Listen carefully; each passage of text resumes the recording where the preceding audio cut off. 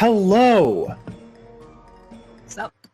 and welcome back to Sagas of the Sunless Reach, the Riddle of Rule. My name is Zachary Fredrickson, your game master for this evening. Every time 2 weeks pass, I forget how I did it last time. Yes, your game master for this evening, here to take you on a mystical and intrigue-filled journey through the sunless reach of Tarandaur. Today I am joined, as always, by my friends, including Bitmap. Hello, I am Bitmap. I do art and things. You can find it here and also at the Kickstarter for Mountain, which is a book that is been drawing and is great. And we're in our last week, which is exciting. Yes. Everybody who has not yet pledged to Mountain should pledge to Mountain so that we can get the Pilgrim's Journal. Yeah. Today I'll be playing a mom that is mad at these dogs and this man with glasses. Mean man. POV, It's mean man. First mom and you're angry. This bad man. Yes, I'm also joined today by Cory. Hi, I'm Cory. You can catch me on Twitter at Endless Musings. I use he pronouns. Today, I hope we can do this. I'm afraid of this technological man, but it's fine. We've been through worse, and by worse I mean zapped by trees. So what else could possibly go wrong? Yeah, that's how I lost all my hit points.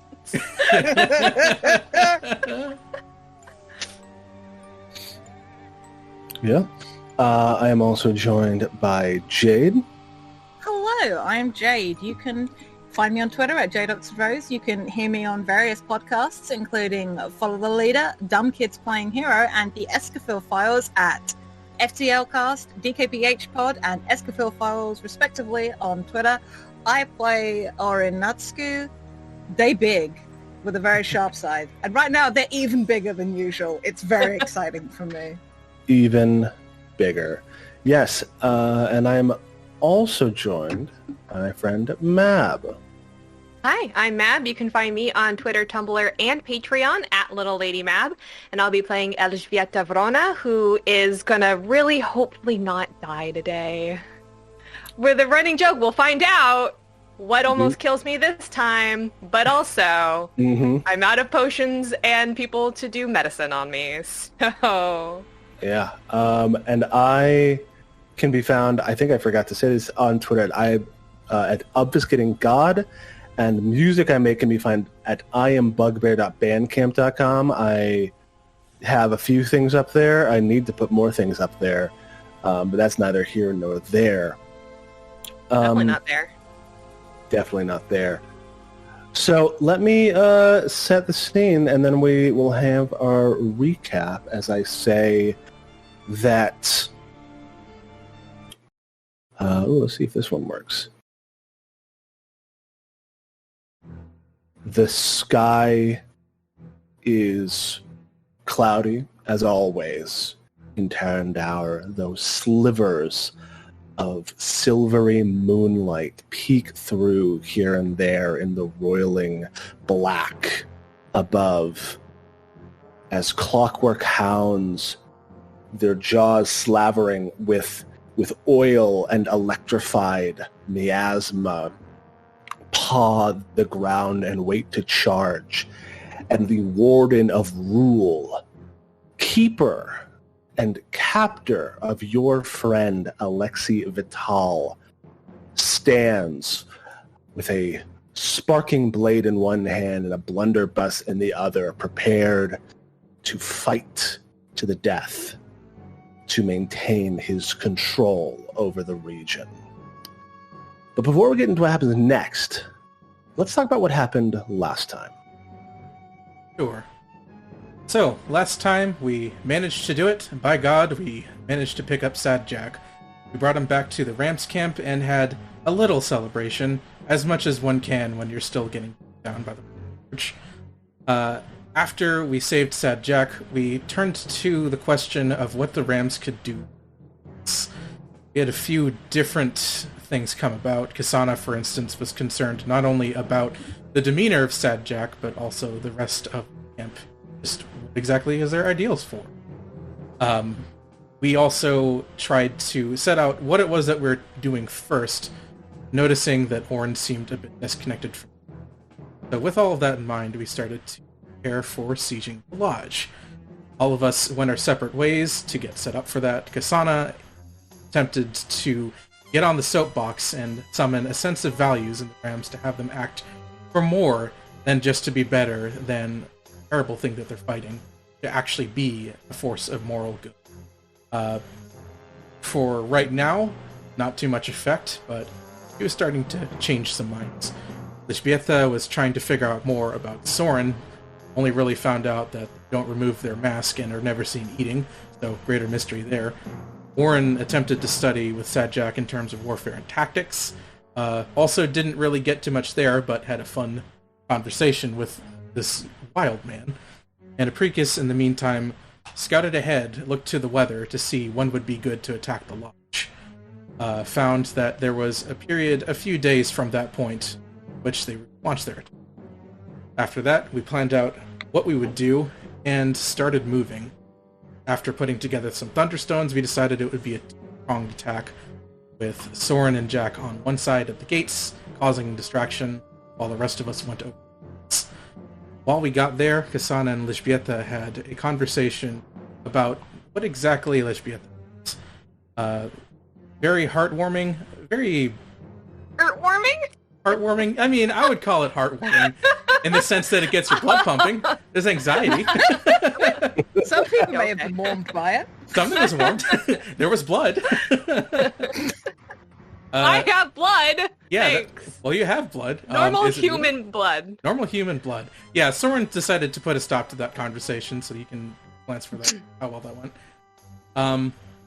Meanwhile, ORIN and APRICUS had a conversation regarding religion.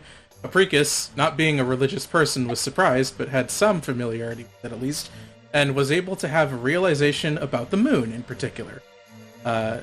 Here we realize that, at least according to the old way, moon is where the dead are kept captive, and that also the undead tend to rise under the new moon. Moon cannot be seen. So all that fun information gets replayed to ORIN, and also a recommendation to talk to KSANA about the gods, because KSANA patently doesn't like them. So, you know, has to know something based off of that. All that's well and good, so we come close to the lodge. While we're doing that, we sneak bad.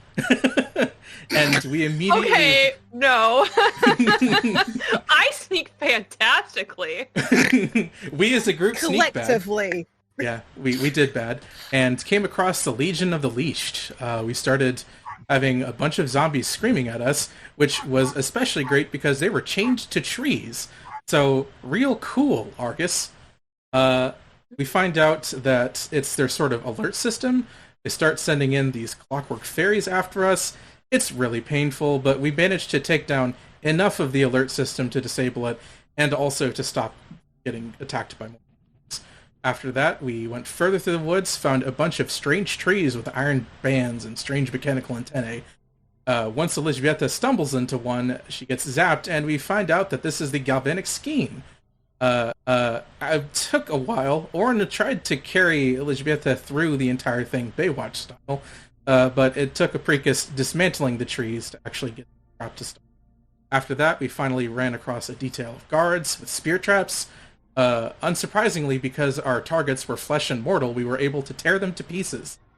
And, well, I say that, that's not entirely true. We did knock some of them. So, we have knocked out people, and one of them just left. So that was cool.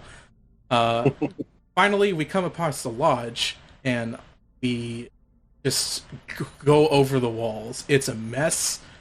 Everyone's there and alarmed, like we've taken down all the guards on the walls.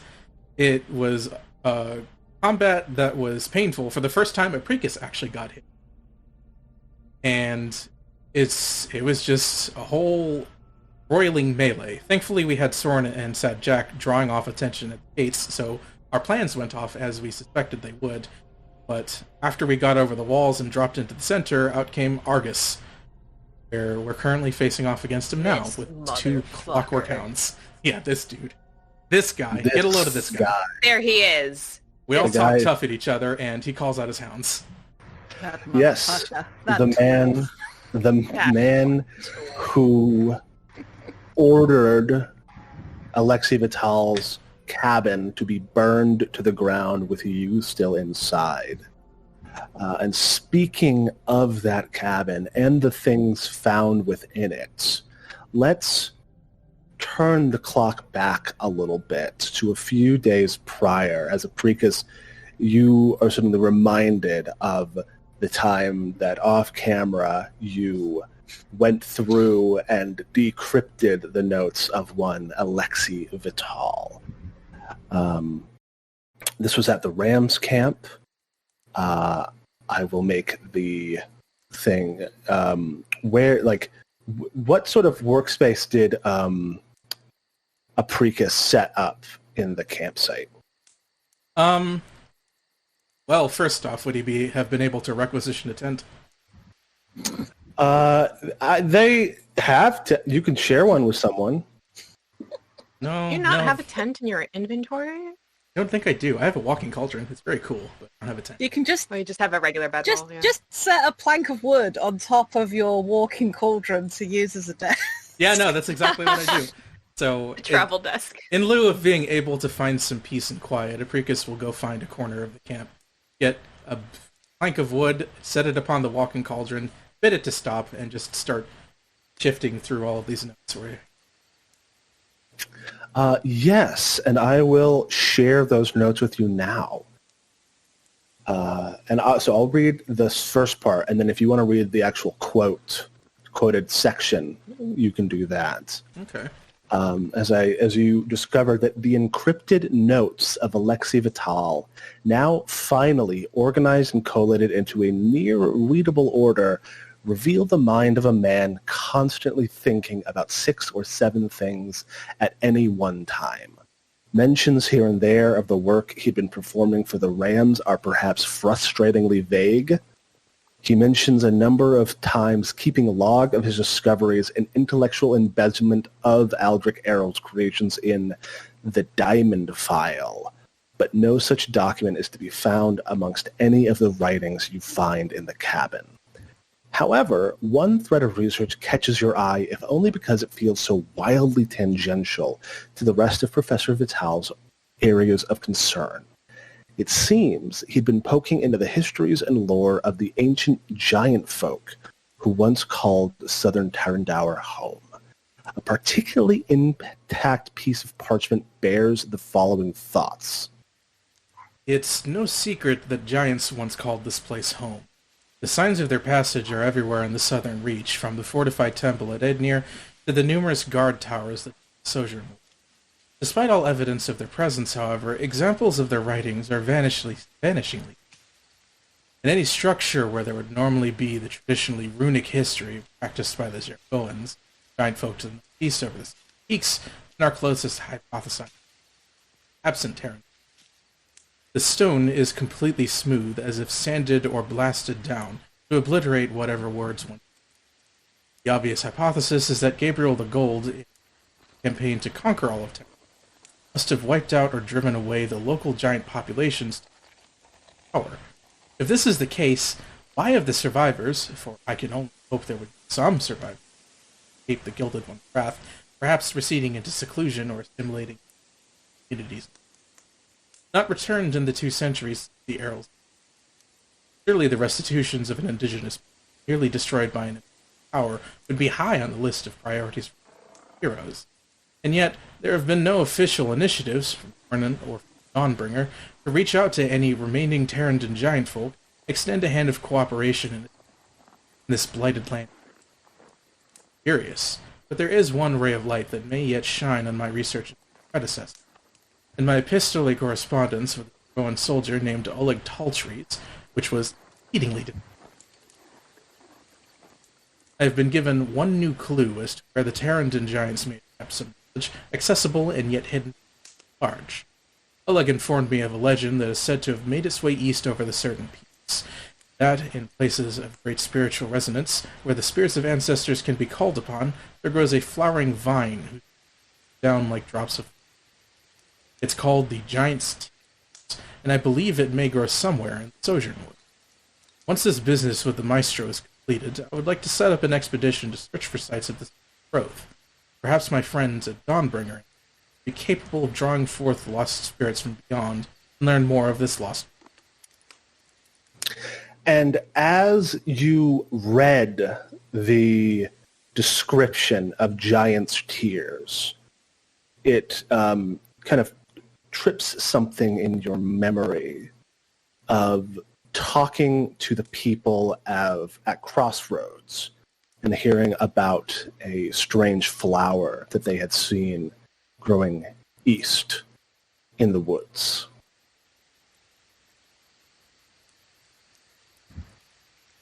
Yep.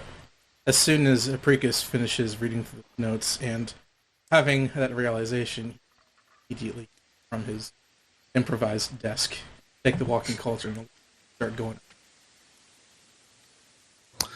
Well, that's all the way across the parish. So this is fuck this plan. I'm leaving on my own. So unfortunately, the distance. The distance, yes. Unfortunately, you did not have time to investigate this on your own, but it is something that remains in your mind as we return to the present moment. It's to the edge of camp, and he's like, "Wait a second, this is That's very far away. Everyone's just watching him walk. They're like, "Where's he going? Where deep in his mind." Like, is he abandoning us?" Like, but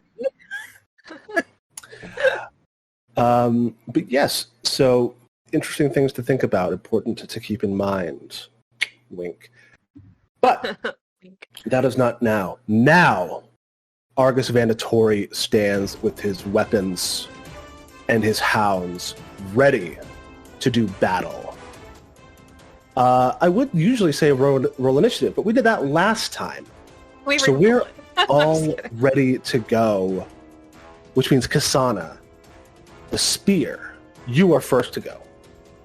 Sana has just given her big speech and just critically succeeded on the diplomacy initiative.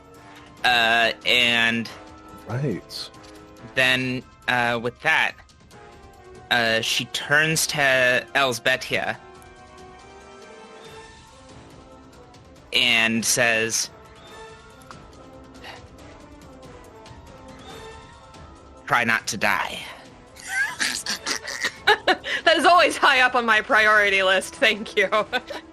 And she casts Lifelink on you. You don't recover HP because it's positive healing, but it does not hurt you. You are now your life force is now connected to my own life, just as APRICUS is. And with all of these people connected to me now, there is a grit in her teeth as essentially she just starts pouring out life. Underneath, in roughly a 15-foot radius around her, the ground starts to crack very slightly as new sprouts start pouring out of it from what would have seemed like barren soil, just coming out the cement as if it is rapidly just growing or aging. And she is also casting guidance on you, ELŞBIETA. So you also can get +1 status bonus to an attack, perception, saving, or skill check that you do within the next turn. Cool. And with her final action, a lot of the life flowing around her, pulling up in a great big cone, essentially, focuses in front of her as she casts Shield. Hell yeah. Hell of a turn. Sweet. Argus Vandatori is next. He sees you all just sitting there in the corner. Doesn't feel like kind of really messing with that sort of trouble quite yet. Moves up 25 feet and spends his second 2 actions preparing a reaction for your approach. Next, a clockwork hound. I had to just use a wolf from Hero Forge and color it gold, but like these things are like wild looking. They're like straight up clockwork, like weird robot dogs. And one of them gets a chance to go, and what's his speed? His speed is great. Charges forward and opens its jaws, and you see like just a like a little miniature electrical coil in the back of its mouth that lights up and blasts out a cone of electricity. That is a 15-foot cone, so that is going to be everybody. All right. One of Orin's 4 squares intersects with it. Need everybody to make a reflex save.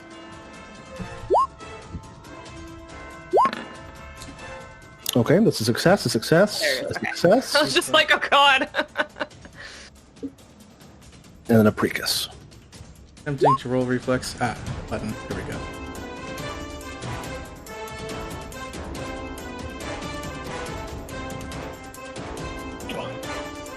And in the meantime, cool. So this one cannot cast it for another 4 rounds. Thank God. All right. Where's the APRICUS' saving throw? Might be having It is sheet lag. not. Oh no. Oh no. Okay. Pick it again. That's We'll just know that it's the good first one. internet slowness. That's that You that totally good. made it. sometimes That's get. Do you want me to hit it for you, APRICUS? Yes, please. Cool. That's also a success. So everybody takes 6 damage, electrical damage, as the hound blasts out its breath weapon. ELŽBIETA and APRICUS, you only take 3 of that, as the rest is shunted into KSANA. So And KSANA the takes 12. Yes, and the shield in front of her shatters, reducing it by another 5. Thank you. Oh. Appreciate Oh it. boy. Oh boy, yeah, it looks like we are stuttering on the stream. Well, we'll see how it goes, and if anything else, Cory, you have a local like recording that you can do, right? Yes, I do, and it's currently running. Okay, cool. So if these technical issues persist, we'll have the VOD up sooner than usual. But APRICUS, it is your turn. Okay, yeah. APRICUS is going to take a step back, because this is not exactly the kind of conflict that he wants to get into immediately. So, rather than attempt to directly fight this, let's see what's been. That's what I thought. Yeah, gonna slow roll things a little bit. So, actually, I'm not even gonna step. I need that action to do what I'm going to do, which is roll a reach spell, and then get ready to Shocking Grasp. A reach spell and Shocking Grasp? Yeah, so reach spell should allow me to do 30 feet extended range, which in this case, because Shocking Grasp is normally a touch spell, I can use that meta magic to extend it out. So, Cool. let's see here. I believe it's a melee spell attack. So, I think I may have yes. to roll these things by hand. Let's do that. Yes, it's just a spell attack roll, which is for you is a +10. So, roll d20 plus 10. Oh no, the chat's disconnected too. Alright, well. Oh Refresh. boy. Please, God. Someone roll a d20 plus 10 for me in the meantime. Yeah, one sec. Meanwhile, I think I'm... Hell yeah. Thank you. Brick. APRICUS pulls out a Shocking Grasp. What does it look like for you to make a touch spell of reach spell? It's almost like there's a puff of cloud behind it. It just suddenly expands forward from his hands, and rather than himself reaching out and grasping the hound, there's just a sort of clench around the back of its fur. Oh, what could be considered that? As electricity like a starts ridge. flowing forth from his hand. Cool. So I apologize, but the hound is immune to electricity damage. And dealing electricity damage to it at all causes its breath weapon to recharge. Well, No! What the fuck? Which It's was just printed like when a I... hellhound. It is. Perfect. These are robot hellhounds with electricity instead of fire. Awesome. So, yes, that was printed in the chat, but you might not have seen it What? because Where's yes, the chat? when I clicked the breath weapon. one moment. Oh, it does say that. Let me refresh my tabletop. So, unfortunately, APRICUS is unable to do any damage to the Clockwork Hound, and in fact, buffs it a little bit. Gosh, Shocking Grasp, one of the best spells No. in And second Apprentice level. is, in Corey's defense, his chat also wasn't loading. Yeah, that's fair. Yeah, for sure. You know, understandable. Have a nice day. Elżbieta. Is its mouth still open? Yeah, it's not like in the same like position of like firing the thing, but it's got an open mouth. I was wondering, like, if I take my rapier, if I could, like, stab it into its mouth. You could. I don't know if that would do much different. Like, Yeah. Pathfinder Second Edition doesn't really have a called shot mechanic, unfortunately. Right, okay. Without like, That makes sense.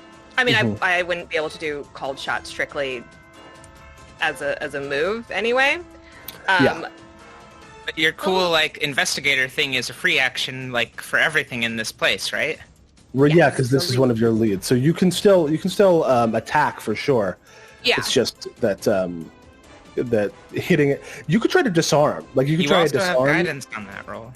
and you have guidance on that roll. You could try to Right, well- disarm, try to like dislodge the Tesla Yeah. coil. Okay. Yeah, That that's what I wouldn't do want any to do. damage, but it would potentially make it unable to use its breath weapon. Yeah, I would like to not consistently be electrocuted. I have had enough of being electrocuted right now. So yes, I would like to attempt to see if I can. I will do my Sherlock Holmes Mind Palace viewing of it. Oh yeah, I love it every time. Sure ain't hot. No, I'm not gonna. And so I'm gonna retreat a little bit and just like back behind Orin. I'm gonna put Orin between me and this oncoming hound, and then just get Cool. my gun up and ready for the next. So that was a free action to devise a stratagem, one action to go back. You have 2 actions left. Yeah, I mean, I can take a shot at. If you this take a shot at the motherfucker. Clockwork Hound, it'll be that 8th, but you can fire Right. at anyone else, and it would be a normal shot. Yeah, I think I'll try to go ahead and just shoot at our Argus. Okay.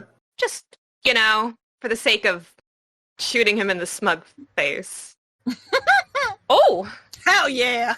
26 is gonna hit, but you actually feel like just barely. Like he moves so fast and nearly blocks your shot with his sword, but you manage to like scrape it along his shoulder blade or his shoulder. I shot him. Yeah. Not my sword. Sorry, no, his sword, your bow. Oh, okay. I'm like, I did not run up to him. No, and then you can spend your last action to reload. reload. Yep. Yeah. Fantastic. And also, if you wanted to, you could roll a crafting or arcana check to recall knowledge in the Clockwork Hounds as a free action. Or is that only if you have shared stratagem? I think. Or is it known weakness? Well, if you don't have it, then you don't have it. That's fine. Sorry, I'm trying to do this with a migraine. It's not working. I mean, I have shared stratagem, but I think that's like only if I hit him think and of strike. My investigator who Yeah. has known weakness, which gives you a recall Yeah. knowledge as a free action. No, I don't have that. Cool. Or Yeah, not. shared stratagem is the make a person flat-footed. Yes. Mm-hmm. Or not. That is because I have my scythe out, I'm just gonna say to APRICUS briefly, can you hold this, please? And just like, I want to then use my movement. I want to grapple the clockwork dog. Okay. Make an athletics check. Probably might be enough. An 18 against the clockwork hound is unfortunately not a success. I will hero point that then, please. Cool. And everyone make sure that you took your hero point at the beginning of the session. Yep. Thank you. 3's the max, right? So I can't take another Yes, one. 3 is the max. 32. Hey, not 20. Nice. You You reach and it like snaps at you, and then you just like grab it. Like it snaps, and as its mouth is closed, you grab its jaw and then hook an arm around its torso, and you have this dog, this clockwork hound, restrained. Which means not only is it flat-footed, it can't move or do anything but attempt to escape. For flavor, do you mind if I'm restraining it so its face is pointed at Argus? Like, so I have it like up against my chest, its face pointing that way. Sure. Like when you pick up your cat and you're holding it so it's looking away from you. Mhm. And I am just going to start, I'm going to use my third action to move my my speed up towards Argus, just pointing his own clockwork dog at him. Sure. shield? Yeah. Usually I'd have that be half speed, but you are larger than it, so yeah. Mm-hmm. Thank you. Let you drag the dog. 5, 10, 15, 20, 25, 30 with the dog. I can't move the dog. Thank you. If only. That's my Oh. turn. I have removed the dog and I'm pointing it aggressively at Argus. Fantastic. You're Is like, the listen, other if it's gonna go off, it's gonna go off in your face, little man. Mm-hmm. is the other clockwork hound's turn. It bounds around your form to nip at your heels, and gives a chomp. Though it misses. Wow. 2 on the die as it bites once, tries again. Second one a little bit more lucky. Take Yeah. 18 electrical damage. No, 11 piercing and 8 electricity. So 19 Okay. total. All right. Just so you're aware, Zach, I do have deny advantage. I don't think it's necessarily relevant right now. 'Cause that Not in would this have one, hit but regardless, yeah, but- these dogs are indeed lower level than you. Alrighty.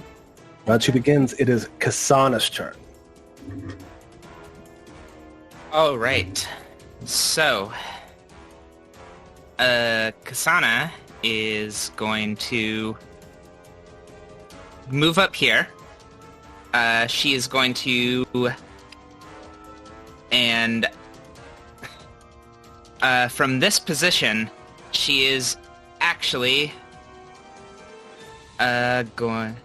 Actually, yeah, no. From this position, she's just going to cast guidance on herself and attack this doggo.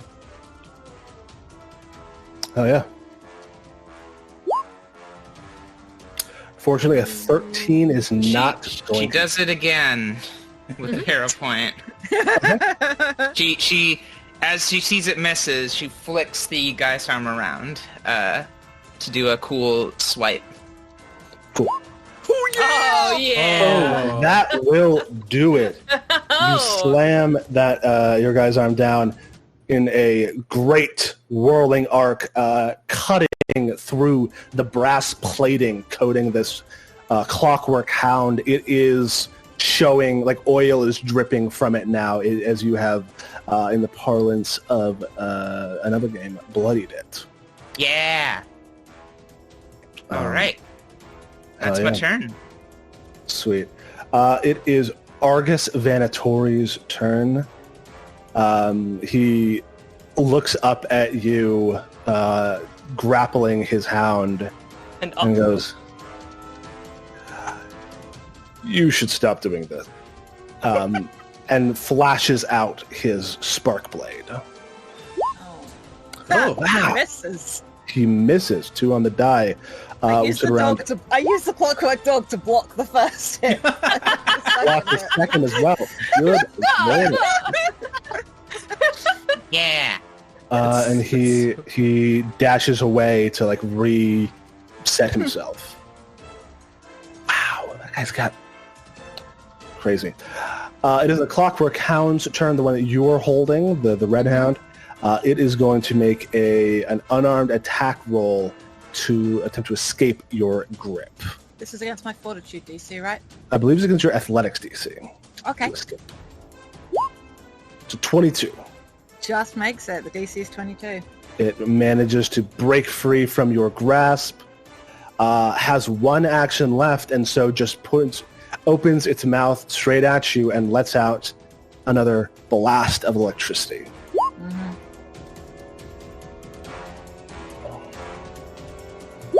Oof. Oof. You take 12 electric damage. Mm-hmm.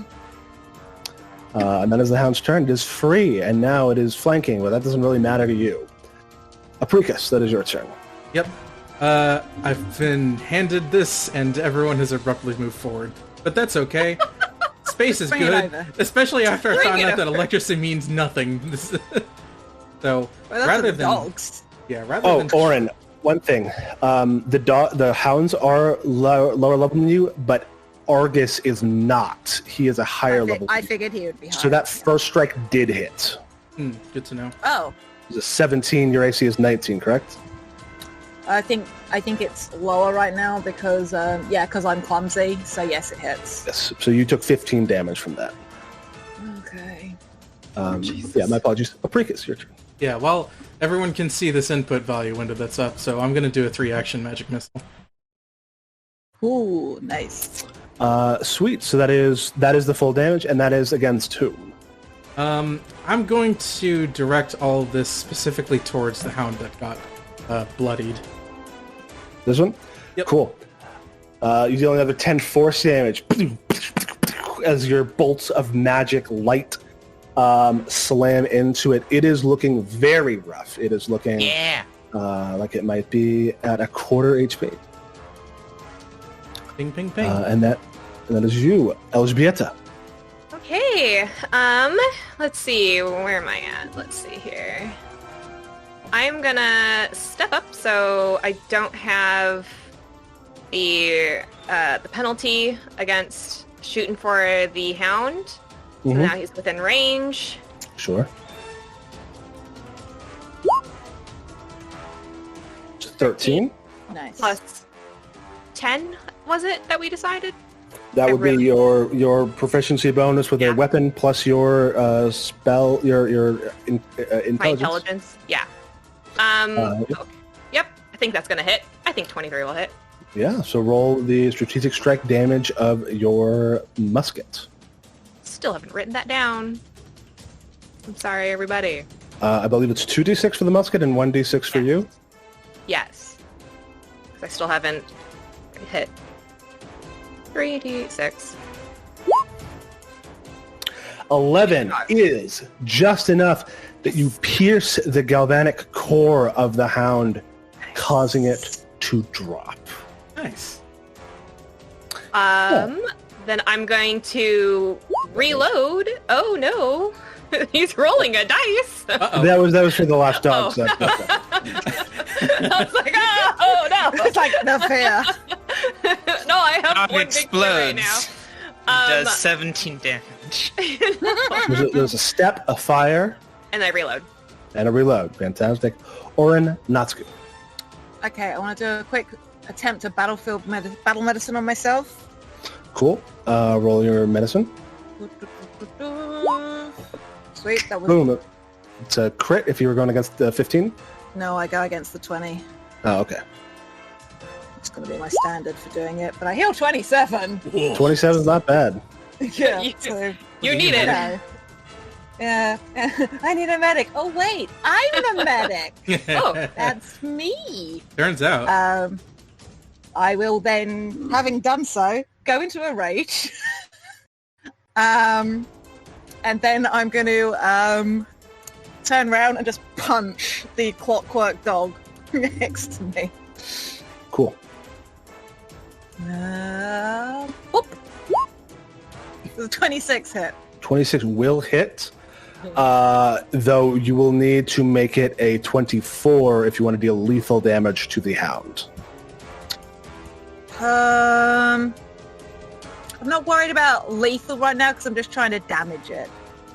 Well, unfortunately, as a construct, non-lethal damage does not damage it. Okay, would a 24 have hit? My Yeah. 23 hit, so yeah. Oh, wicked. Then yeah, I will make it lethal, Yeah, cool. please. And I do an Ooh. extra 2 points of damage because I'm large. True enough. Another 2 damage. Fantastic. All right. And that's is my you. turn. Thank you. Cool. And that would be the blue hound, but it is dead, which means it is round 3 and is KSANA's turn. KSANA is going to focus the life that is just pouring out of her into a stream directed at ORIN and cast a 2nd level heal with the moderate curse. Incredible. Is it 2 actions? That's 20 heal. That's still 20 health. Nice. Uh, Thank you. and with her last action, she shouts over to APRICUS, "Bring ORIN the spear! Bring ORIN the scythe!" And is going to cast guidance on ORIN. Cool. Can you lift that, Apricus? It's only 2 bulk. It's It, also, fine. it would have okay. shrunk back down, but also, you're asking your wizard to run into combat. Yeah. The 2 squishies are like... Listen, if you want, I will roll the demoralize check. Bully your wizard into running into combat. Got it. Yes, so it is now Argus Venatori's turn. He surges forward, and it gives a curt, the hound that ORIN is fighting kind of perks up and looks like it's about to do something on its turn. But he flashes out that spark blade, and I believe misses. That is a It miss. is met by the shaft of your guy's arm as he twirls it around again. Oh wait, this is at a -4, so a 19, which also won't hit. So you're trading blows with the Warden of Rule as a Clockwork Hound bounds around NÄTTSKU to flank you. No escape. Cool. So you can move along with it as it chomps down on a flanked KSANA the Spear. Oh yeah, that is a crit in that case. At a crit, which means you take 34 damage. 12 of Holy it Christ. piercing, 22 of it electrical. Oof. All right. And it has another action left, which it will spend to bite again. No. Wow! No. No! So, the fortunate thing is that the lifelink spell will not stop just because I am down, though I don't think I can take the damage for you. Actually, no, maybe I can, and it will just deal death saves to me. God damn it. Sure, son. yeah, we can I just think kill that's how it the Hound works. here. Yeah. So that is 10 plus 14, 24, which takes you down below 0. Because you got knocked down on a crit, you are now dying 2. Sure am. APRICUS the Luminary. Okay, this is going bad pretty quick. Let's give ORIN this scythe back, shall we? I mean, my next round I can do stuff that will not require the scythe. If you had Okay. something else you wanted to do. No, let's give it back to you. It's fine. I still have 2 actions with which to do something else. Does it get bigger when you hand it back? Yes. Now, you see, the other problem is the only other 2 second-level spells I have are a Flaming Spear and a Knock. So guess which one I'm gonna use? We Our don't good like babe. this though, you're fine. Yeah. We'll see how well the spear plays. Evidently, it's gonna Alright. do. If it hits, who are it you? hits. Who are you firing it Burn the dog, please! at? Burn. Melt the Uh, dog. This. All right, everyone, hashtag burn the dog. Yeah. Okay, I'll set that as controllable by you. Nothing quite like a hot dog. Ba-da-da-da-da. Oh, cool. I'm sorry. The Clockwork Hound rolls a reflex save against your reflex DC of 20. No. Rolls success. So you could spend an action, a hero point, to force it to reroll. Absolutely, I will do that. Thank you. If you really wanted to get that 16 damage, and unfortunately it rolls higher. So the dog manages to dodge the fire. Who would have thought that a dog of any form has good reflexes? Yeah. ELżBIETA, that is your turn. I would, let's see, he's within range now. I would love to get a bead on him. Hope for the best. Uh-huh. Nice. Yes. That's pretty close to the that'll bat. hit. I think that'll hit. So, that is a 29, yes. which wildly does not crit. I didn't think it would, but the important thing is that it hits. It does hit for sure. Yeah. Roll does not have 2 O's. I'm so nervous right now. You're valid. Yeah, all those jokes about you getting killed and it's your bully who's getting killed. Listen, KSANA's trying to make it up to me. Mhm. Well, that's a That shit roll. 8 piercing damage lances into the shoulder of one Argus Vanatori. He lets out a gruff growl of pain, but does not seem particularly cowed. Okay, I have one action left. I would like to do some kind of recall knowledge on this guy to see Absolutely. about his Yeah. like You have fighting 2 tactics. actions left. 2 actions left because recall devise right. stratagems. Free. Well, I was automatically reloading, so Sure. Yeah. every time I shoot, I reload. I gotta fire again. Do you want me to do? You can roll society. He is a humanoid. A society. A 22 society. A 22 society. Yes. Just makes it. You look at him. He's got that blunderbuss. Oh god, That I forgot thing- he has a blunderbuss. Uh-oh. He hasn't he's got used a it gun. yet, but it looks like it's probably got like it's got a much wider flared barrel compared to your musket. He Yeah. can probably hit multiple people with it at once. Don't like this. Pretty He bad. also looks like he is watching for people to within his reach to the hound, because it seems like he has some sort of reaction based on that. That's actually one. And as far as saving throws go, all of his are equal. All of his Yes. are even? Even. Yeah. Equal? Yeah. Yeah. Equal. There, Good to he is know. well-rounded in terms of his resistances. Okay. Well, I'm gonna say, Orin, if you can hit him, please hit him. Please hit him. please hit him real hard. Because now he's flat-footed for you. Gotcha. Cool. That is your turn. ORIN, NÄTTSKU, you're up. Okay, I want to attempt to... Can I choose what direction I shove something? Yeah.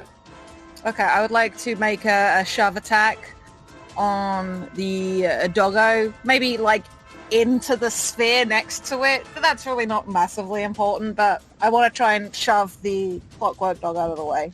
To either... Sure. Yeah, we'll say to that square. Sure. That's an athletics check. Alrighty, ready. 32. Yeah. It goes 10 feet in that direction, and you can just move as a free action to inhabit the space it was once in. Okay, I would like I guess to... the fire doesn't move. The fire It stays takes the right fireball with it.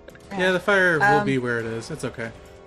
Yeah, I will make sure to not step right onto the fiery sphere. And I want to attempt to battlefield medicine KSANA. Cool. Just make it. Just make it. KSANA heals 26 hit points. Nice. As you wake up, you just kind of hear the end of ORIN saying your name, but in that accent it sort of sounds like Anna, but it could be something else, a different word. You aren't sure. It's kind of hazy with the blood pounding in your ears. And with my final action, because my reach is currently 10 feet, because I'm big, I will take a swing at Argus. Fantastic. Let's call this, I'm charged with negative energy as I'm raging. And like as the scythe got handed to me, it grew to match my frame, and the blade took on that sort of very, what do we call it, dark saber-esque quality. Sure. Attempt to swing. That's my second attack because I did the shove. Mm-hmm. That's not going to hit anybody on the field. Yeah, I will hero point it because this feels important. Sure. I know he's flat-footed to me, and I have a guidance. That's just on the next attack, and I hit the dog anyway. So. Yeah. Come on, dice. Ugh. So, Closer, unfortunately, but- even with him being flat-footed, a 19 is not going to do it. Fair enough, but I'm like sort of stood protectively as much over KSANA as I can be. Fantastic. I am large, and Yeah. she is a little On the floor. older lady. KSANA, you are on the floor looking up. You see ORIN, their big face looking down at you. You see behind them a indistinct, hazy figure as you come back from the edge of death. And behind that, you see something else. A black silhouette against the sky. The moon streaming around it. Enormous black wings. A crow's skull and a scythe.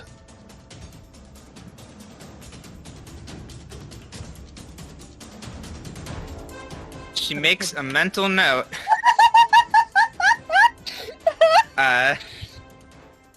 And Actually, with the as you're getting up, give me a perception check to sense motive. I want to see if you notice something before it disappears from your view. that's almost as good as I can possibly do. Ooh. As Okay. you regain consciousness, you see it kind of like very subtly pump its fist like it's rooting for you. That's great. Also makes a mental note on the mental piece of paper. Crow bro. Gotta love when the Grim Reaper's gunning for you. You really Nice. do. Yeah. She takes her spear, or her guy's arm, and uses it to stand up. Mm-hmm. Not so subtly behind you. Orin's got a leg forward that you can also kind of push up a little bit. Was a little distracted with other parts of Orin, so didn't quite notice that one. With the second action is going to just give herself a one action heal. Okay. And heal 5 more hit points. Is that reduced at all by your curse? Yes. So I heal 3 hit points. Okay. Super fine. And I'm actually gonna lose 2 more from when Orin battle medicine me. Does that apply to even normal medicine? Oh yes, Like- all healing effects. And it's a good thing you battle medicine me, because at my major curse level, my moderate curse level, normal other healing magic doesn't heal me. Whoa. Potions do, but yes. And standing up, doing that, the healing energy redirects itself into her guy's arm as she spends her last action having at the advanatory. Hell yeah. 20. He just She'll spend it. effortlessly carries. Okay. She'll spend her last hero point on this for sure. And she misses. And that, sometimes that be how it is. Mm-hmm. You just swing a couple. He just batters it away, and he says, "You can get up as many times as you want. I'll still knock you back down." And it is Argus Venatori's turn. And he actually does like a crouch thing. You see now that there's a ring on the bottom of his blunderbuss's barrel. He slides his spark blade into it like a forward handle on a gun. I forget what they're called. When we kill him, I want this. I appreciate him making a jack-off motion because he really is one. He like slides it in sideways and then fires a burst of grape shot that is going to hit ORIN and KSANA. All right. KSANA, I dodge. You dodge. You take 6 piercing damage. Oh, buddy. Yep. Look, I'm very large right now. I don't know how you were expecting me to avoid getting hit with the blunderbuss. And you don't got any hero points. Unfortunate. Nope. You take 24 piercing damage. Okay. Just quickly doing some math because that'll burn through my temp HP first. So Yes. give you 17, I think. 17. I'm good. I got it. Yeah, and then he pulls out his weapon and swings his spark blade at KSANA. Uh-oh. That is just a hit. Just a hit. You are trespassing this territory, so you take 15 total damage. All right. I'm down to 6. This guy's no joke. Next is the Clockwork Hound, which is going to... Real quick, ORIN... Oh, yeah, okay, there you go. I see it now. Never mind. Yeah. It's all good. which is going to dash away to the squishier folks, and is going to put its jaws on old APRICUS. Well, I hate that. Do you have your mage armor still? Yeah, I just still have my mage armor on at least, so it's not going to only- like tear me apart. It only Okay. is a 5 over, I think. So as you take that 14 damage, 3 of it is shunted to KSANA. So you gotta drop that spell. I can't do battlefield medicine on you again. You got potions? I don't think I do. Either I have a way, elixir of life. I've got one. so this is unfortunate. So and then it turns around and it bites at with its final action, ELżBIETA. And so if it hits, it will do at least 3 damage. Oh, you're Yep. already wounded too. Oh no, I'm you're wounded 1. You were dying too. My AC is 19. All Yes, it's right. 19. So that is 21 reduced to 18 that you take. KSANA, you hit the floor again and are dying. The second attack I'm dying too. has actually. 19. Uh-huh. Why would it have... So explain to me why it would be 21. No, the damage was 21. 12 Oh. plus 9. I can count. But minus the 3, so 18. Yeah, but minus 3 straight 2. Yes, so KSANA, you are now dying 3. We'll put you up just before the Clockwork Hound in the initiative order, because that was the thing that caused you to hit 0. And that is its turn. And Venatori says, I barely had to do anything. APRICUS, the Luminary, that is you. Yep.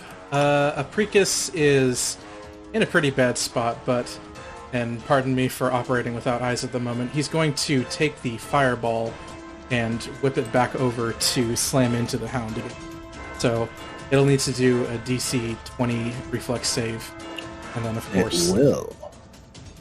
please don't save. It unfortunately does save. Okay, well, that damage certainly is not happening. So, me gonna have to move away, I think. I can take a step. Actually, this thing, I can't check to see if it does an opportunity attack, but I'll go ahead and step away anyway because I'm in a corner, and I don't think I have a lot of room to operate with regardless. Better If safe you than sorry. take more damage, KSANA goes to dying, another level of dying. Yeah, Dying that's 4, fine. which is the last one, I believe. Dying 3 next time. You're on Oh. dying 3 right now. Yeah, I'm I on thought dying you 2. Oh, Oh, because you were wounded 2. right. I was wounded 1. You were wounded 1, right. Now I am. You were dying 2, and then yes. Okay. Yes. Sorry, I've got a bit of scuff happening on again. But so yeah, stepping back, gonna go away from that to specifically avoid provoking any opportunity attack in case it does come up. Sure. And then just throw up shield. So Fair. my AC will be boosted up, I believe, is it 1 or 2? It's boosted 1, and if you get hit, you block the first 5 damage. Right, yeah, and then I can't cast it for.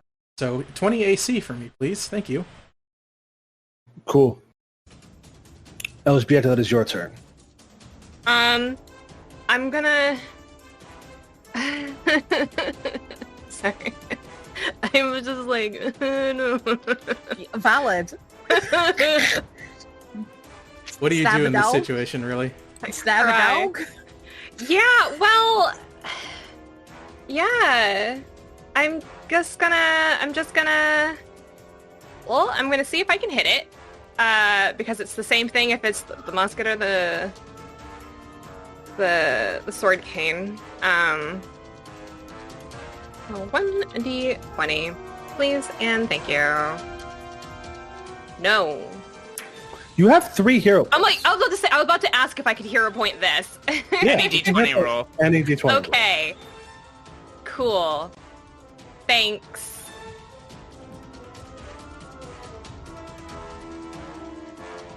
Oh, Jesus, I thought it was going to be a 1 again, and I was going to cry. No, that's better. 23 is gonna hit the clockwork hound. Yeah, so then... Does the musket have disadvantage for being, or like, any problems for being at close range? I mean, No. close range If it melee range? had an attack of opportunity, it would be able to use it if you did a ranged attack at point blank range, but you don't get a penalty to it. Okay. Then in which case, I think I'm gonna swap out, take an action to pull out my sword cane and stab it in the face. I'll say the action, a manipulate action to draw a weapon. Is the same trigger Okay. as a ranged attack. So like one It way or doesn't the matter. other, if it has an attack of opportunity, you will be getting one. Okay. Let me see something.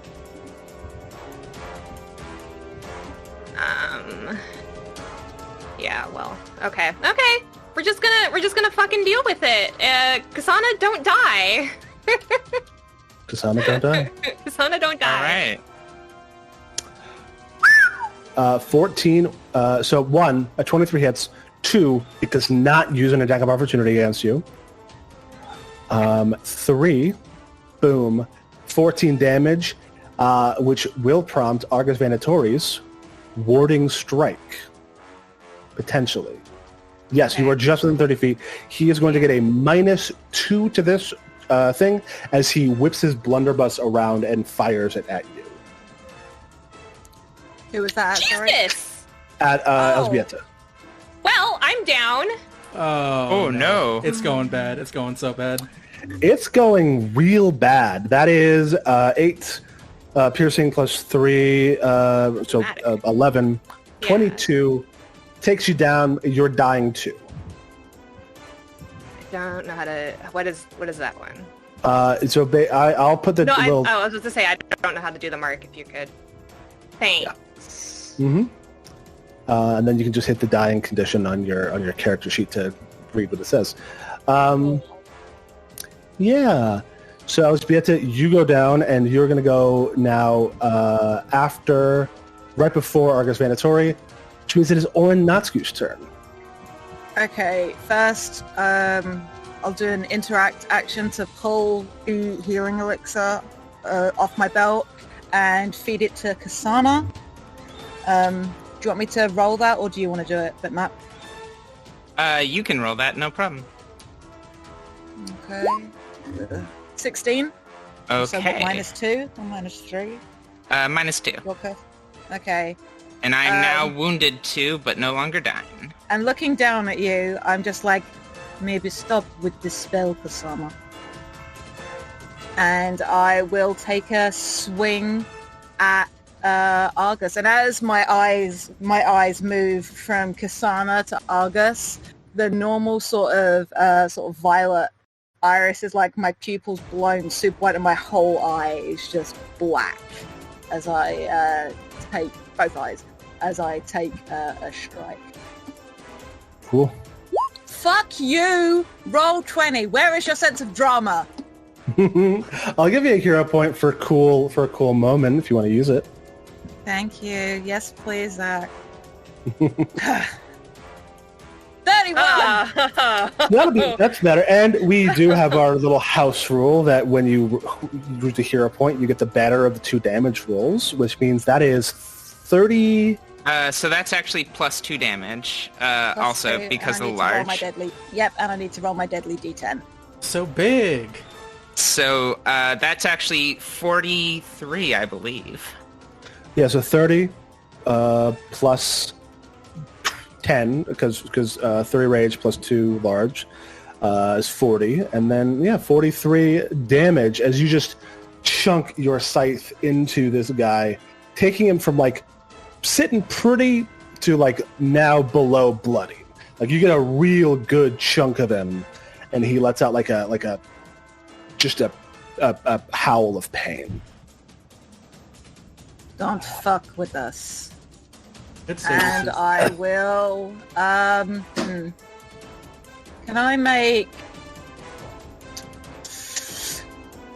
I want to make a second attack, but I'm going to attempt to trip him. Cool. On his ass. Let me just add my -5 for my athletics, because at the moment my athletics is just a smidgen better than my attack bonus. No kidding. 20. 20 against his reflex is unfortunately not enough. Yeah, that's fine. You whip your scythe around at his feet, and he jumps over it. Lands. You move faster on old man. Mm-hmm. Round 5. ELŽBIETA is been moved before the dog. No, it wasn't the dog that knocked her down. It was Argus. Never mind. You're super correct. It was his reaction, yeah. Yeah. But everybody's favorite gunslinger, Soren Sutar, rolls a nat 20 on their initiative. Hell yes! Finally made it into the room. Thank goodness. They took care of the guards outside. Hell yeah. Yeah, so we'll say they had enough time to get over here to start with, as you see them run along the battlements, and they say, "Sorry, folks, it was a bit of a shit show over there." And they just do a leaping jump and do a tuck and roll, yeah. ELŽBIETA is so sad that she can't see this. I'll describe it to you in vivid detail later. Thanks.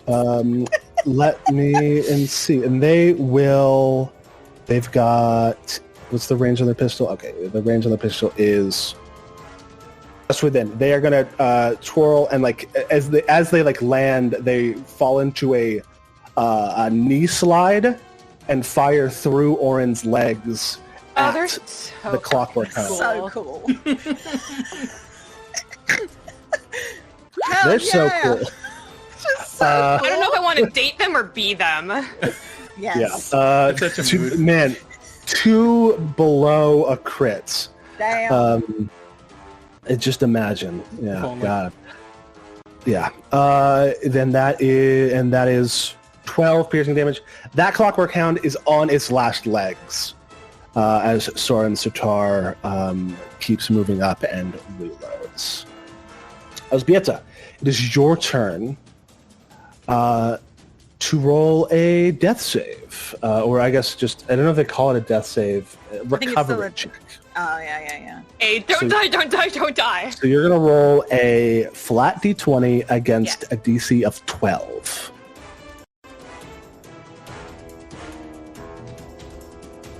This is the most tense rolling the dice that it's given me. No kidding. Can I use the hero point on this? You can. You can use all of your hero can points also to go use to all of- stabilize. Yeah, you could also use all of your hero points to stop dying. Oh, can I do that? I would do that. Yeah, You just have spend to use both all of them. of them. think that's sets you fine. It puts you to 0 Good HP, thing right? I think when you do I that. was hoarding Yeah, them, yeah, but I'm not it- dying anymore. You're That's the unconscious, you- you're not you- dying. You Yeah. stabilize at 0. You're wounded 1. Okay. As you hear like a beak clattering in like anxiety. Yeah, it's me. The player is like, "Nyah, nyah." Like a beak, the clacking of a raven's beak. So gay for this psycho comp, I can't see. It is now Argus Vanatori's turn, and he says, "Up and down and up and down and up." What are you, an elevator? And stabs KSANA. KSANA, please. If he keeps attacking, there's only so much I can do. Yeah, no one's. You're in front of him. Yeah, that is a normal hit, and that is exactly how much health I had. That's exactly. Oh my god. Well, it's 12 plus 2 plus 8, so more than the amount of health you had. Oh, from the trespassing. I missed that one. Yeah. It's rough. He does a lot of damage. You need to lock him down. So you're down.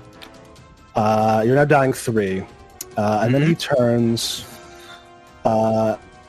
and whips his sword at Soren Tatar, who like blocks. They like twirl their gun and catch his sword in like the crook of the handle. Oh, look at you. Yeah. Rough. So yeah, KSANA, you are now going to go before Argus on the next go round. I am sorry that he keeps getting you, but It's okay. I'm right you fucking know. there. You did challenge his masculinity, I guess. I did. No, yeah. You did make the big speech. It was a good speech. Made a good speech, yeah. Now the Clockwork Hound doesn't know that ELŽBIETA is fine. Oh, this is very likely bad. Yeah, it's pretty bad. Well, because you still have lifelink on.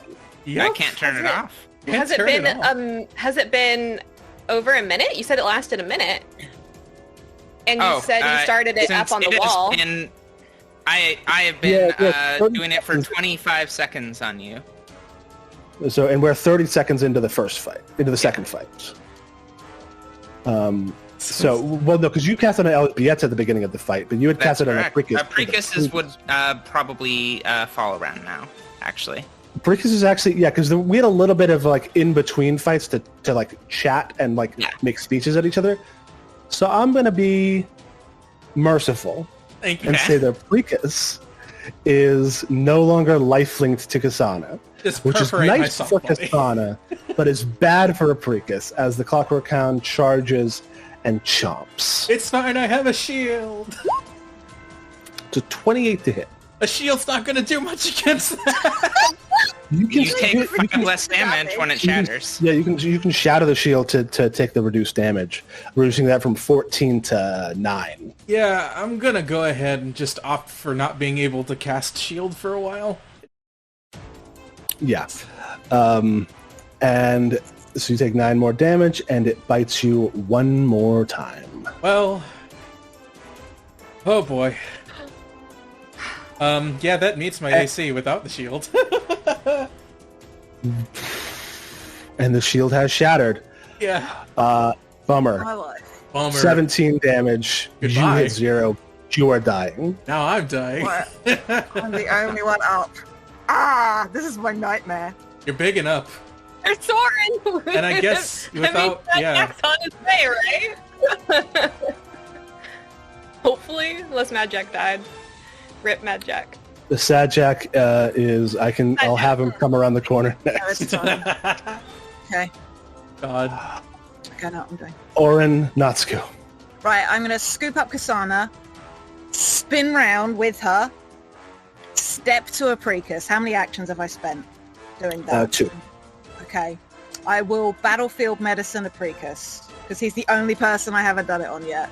Thank you. It's like, can you just, kick the dog?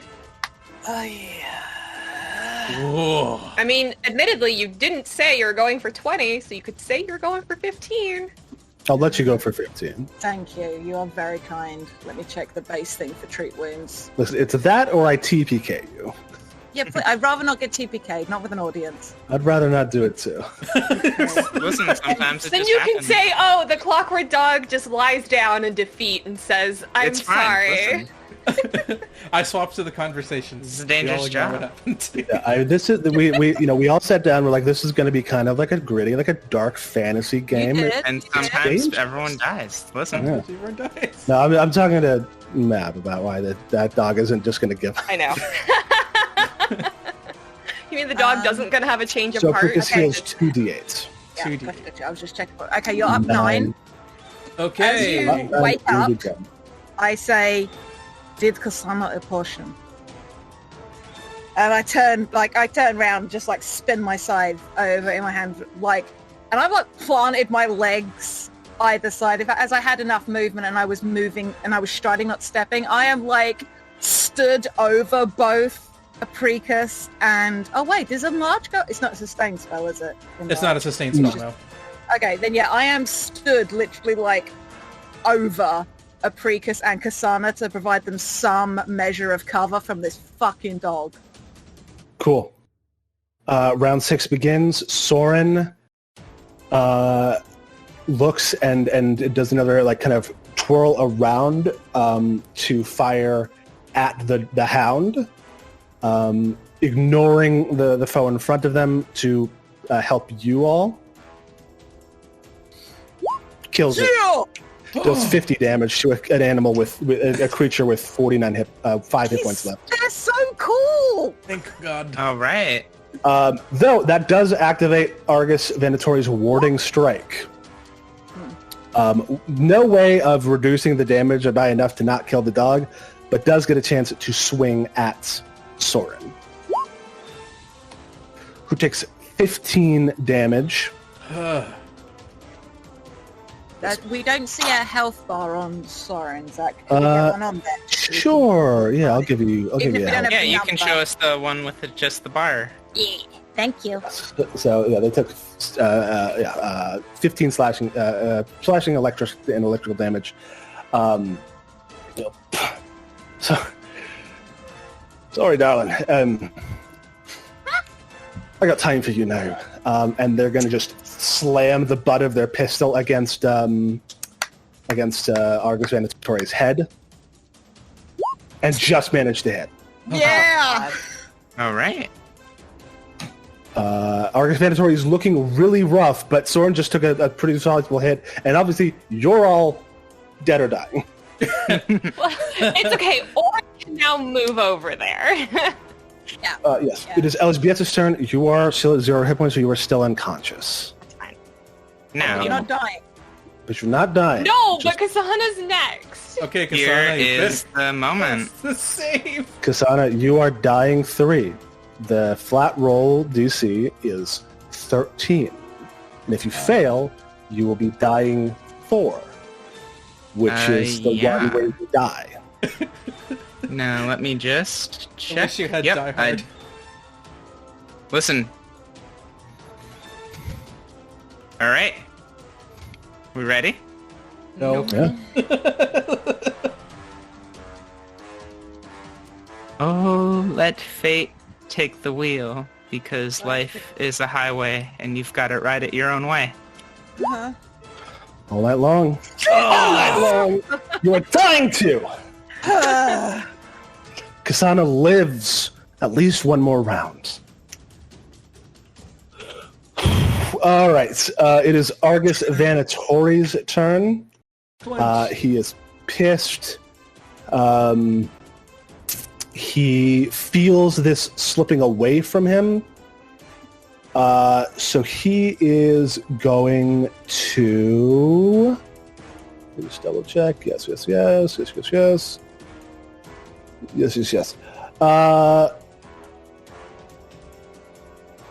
Cool. He runs from Soren Sutar and cannot get around the bulk of ORIN NÄTTSKU. and says, "You will not take this place from me," and stabs Soren and Orin. You knew my character's name. It is a 28 to hit. That's correct. Not against. Oh, against Oran's Orin? large. Orin's large. Yeah, I've already got the... Do you have the modifier in place? Because your AC right now... I'm running it clumsy, so it already does that deduction. Yeah, Oh. so your AC is reduced from never 20 mind. to 19, right? Never Yeah. mind. So it's not a crit. Which means Oh, Orin... wait, no, it is because I'm raging, so it goes down another 1. Okay. Very In which sorry. case, Orin takes 10, 12, 8, 20, 40 piercing and electrical damage. Or slashing and electrical damage. Still up, though. Yeah, well, he's got one more attack. He does. You did stride. Strode? And Strike? Soren doesn't have an attack of opportunity. Someone does not have an attack of opportunity. No? Stride, strike, and strike Right. again. Well, fuck a duck. Let me check. I'm just checking to see if I have No, any it's fine. feats for this, which Listen. I don't think I do. Listen, it's APRICUS and Soren on this battlefield now. Well, if you KSANA, wanna- I'll give you a hot tip, which is you should feed KSANA a potion. Yeah, that's the plan. I That will- stand by that decision. Orin hasn't had any dying yet. Kasana's had No, plenty. this is my. This will be my And first time going. and everybody gets to go before Argus goes again, obviously. Yeah. I don't get to do anything. So I'm Orin, just taking a nap. Yeah, that's me down. Orin, you hit the deck. You are With now a fucking dying one. crash. That's a Can you large please creature fall hitting the on deck. top of Argus? Just Can you make a reflex save just to get out of the way? Unfortunately, you were already shielding the others with your body, so if you were going to follow anybody, it would be APRICUS. Fine. Can I fall sideways then? You can file. Yeah, you fall sideways You Okay. crumple as into the Argus exact space Vanatory. you are already in. Argus Vanatory raises a blood-soaked sword in triumph. And APRICUS, it is your turn. You're prone because you were knocked out. Just Okay. roll over and feed her the potion. No, that's fine. Yeah. So the Orin being knocked over a bit, does that end in large? Do spell effects end when people that are enchanted by them No. are knocked out? No. Okay. Pathfinder fucking rules. We all love Pathfinder. Play Pathfinder. We all love. That's why I made this show. That's why we all made the show. Yeah. Yeah, So- just gonna roll Here we over go. and feed Kasana a potion. It's fine. It's a lesser elixir of life, so it's a 3d6 plus 6. Oh, thank you for the don't die Kasana vibes in the chat. Thank you, Phil. Yes. We appreciate you. Kasana, if you could roll the 3d6 plus 6 and see how much you restore. Absolutely. Fantastic. You are still prone. So that is +6, making that 13 health. Lord. -2. Okay, and then I'm gonna just take this fireball and sustain it while I'm down on the ground, and just, Swing it. so hit that DC 20 reflex. Argus Vanatory is making a reflex save. 29. fucking Christ. No damage! Yeah! So, yeah. Yeah, I think that's me, because interact to take out the potion and then to feed Kasana it. I'm on the damn ground. Yeah. You are, well, you have one action left, right? Do I? It's you- right to pull out and feed with the potion. Yeah, because you don't need to, So I can because it's on do your, that like, in bandolier. one- Okay. Unless it Yeah. was in your bag. You're, Please you force It was should in a be good. bandolier, yeah, so I guess it was readied. Yeah, then I will just stand up. Force bolt the I can't motherfucker. believe this is my second near TPK in 1 week. Fuck off. I think that sounds like a you No. problem. We made some bad choices. Yeah, on we sure Thursday. did. No, I did. I did. Not even my Oh. whole party. I take Thursday's Pathfinder was rough. Cool. That is APRICUS's turn. Word. Sure is. Round 7. Soren Sitar. I was hoping wouldn't be the one to kill him, but has a very good chance of doing so. Oh wait, where is that motherfucker? I can't see him on the map. Soren? Oh, he's got a fireball on top of his head. No, Yeah, Argus. Oh, Argus. Yeah. Fire. He is Soren- fireball. yeah. Soren Sitar pulls their gun and they say, "Don't you fucking walk away from me." And they like draw at the hip and like fan the hammer on a pepper box. They're actually going to do an assisting shot. Oh no, that's a press. They can't do it on their first action. So they're gonna fire once. Nice. Listen. Nice. Gun's good. 27 hits, dealing 13 piercing damage. He is looking really rough as one bullet slams into his back. Now they're going to do an assisting shot. See if they manage to hit. They do manage to hit, dealing another 12 damage to Argus Vanatori. That was like one fire, one gun, two guns, and then they dual reload with their last action. Argus Vanatori is sub 10 hit points. Whoever hits him next gets a +1 on their attack roll. ELŽBIETA is unconscious. Taking a nap. KSANA the Spear, you rise. Please KSANA murder this man. looks at him as she casts a 2nd level heal with Moderate Curse on ORIN. Thank you. Nice. That's plus 16. Whoa, so that's 37. You just got 37 hit points back as you wake up. Sweet. And she says to Argus as power starts flowing into her guy's arm. That's the thing about getting up and every time you fall is you keep getting up. And she attacks. Hell yeah. Okay. Please hit. You Take know, a hero look- point. Thank you. I spend it. Sure. Fuck There we go. yes. Nice. 25 is Argus Vanatori's AC. Well, you As you Plus- deal 14 damage. 14 damage, as you just Oh, thank God. with your last bit of energy, he takes a huge furrow through the chest, stumbles back, and falls. Dead. Ah! Took some doing, but you have slain Argus Vanatori. Thank goodness. All right. And that's what being a life oracle is all about. Getting to Yeah. 3 dying. Over and over again. Oh, god damn. Mom, no. Okay, I'm gonna. Although ELŽBIETA is immune to my battlefield medicine, I can take 10 minutes to Yeah. treat wounds. Yeah, Soren comes over. I position everyone around me and I'll spend... carry ELŽBIETA over then. No, don't. And no. yeah, Oh, is it? like, Before you do that. before ELŽBIETA's place, everyone heals 1, 2, and 3. So six total. That's 8. One more. Didn't click that one time. Oh yeah, no, it actually did. I just missed it. So yeah, A lot of you spell slots.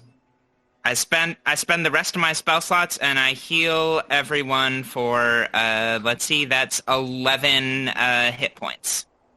And that was 3 actions, so I get 6 less. Oof. All right. Now I will go treat wounds. Soren becomes full health, obviously, because they only lost 10. And they do, like, once you've done this, be like, be careful, though, because we don't know what's down there.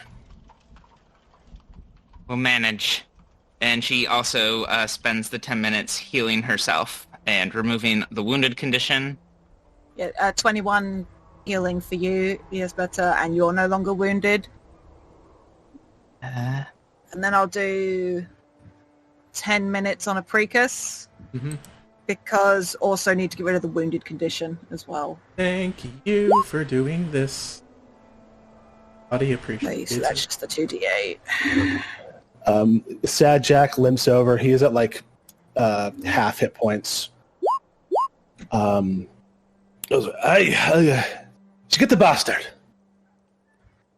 I want his weapon. Sorry. ELŽBIETA sits up, notices everything's okay. I want his weapon. Give me that gun. I want that gun. Sword. I want his gun and his sword. Yeah, the sword is a sparking short sword, so it's just a short sword that does an extra d6 of electrical damage. And the blunderbuss is just a blunderbuss. You probably don't have the training necessary to do that cone shot that he did, but it is a blunderbuss. So okay, cool. Can I be made regular size again, please? Yes. Sad Jack also comes through with some compresses with his natural healing, natural medicine feats. Hell yeah! Nice. Okay, Sad Jack. Jesus Okay, Christ. Sad Jack. listen, he's ready to go. He is the best woodsman in the round. Sure is. That's my goddamn job.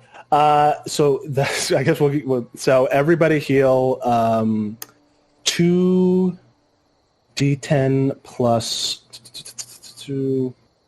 10. No, 4d10 plus 10. 4d10. Holy shit! Plus All right, 10? yeah. There's DC 20 any crit. There you go. Hell yeah!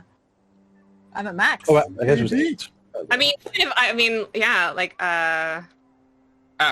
If it was 8, I can re-roll that. Here you go.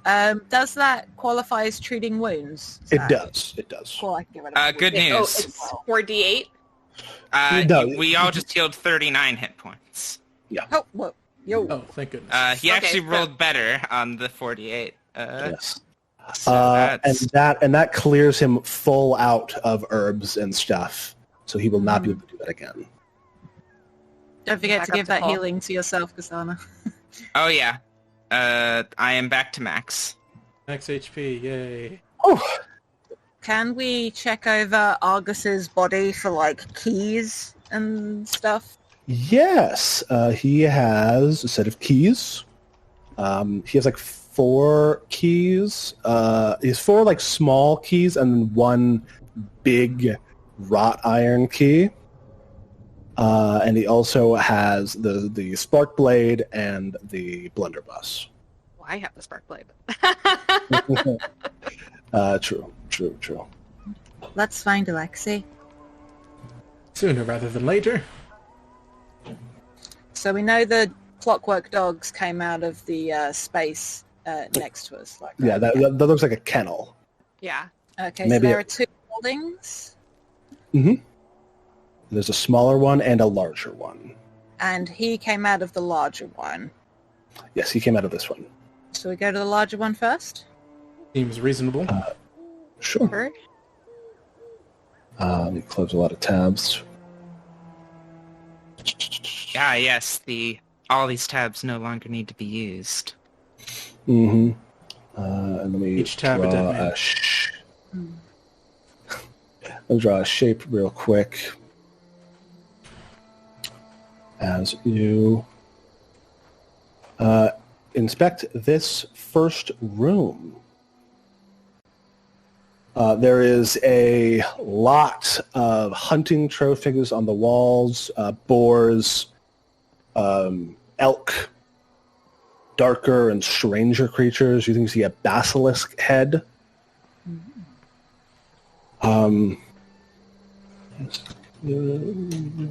So then with my fun little thing about notice that's my inventory, didn't want to click on that one.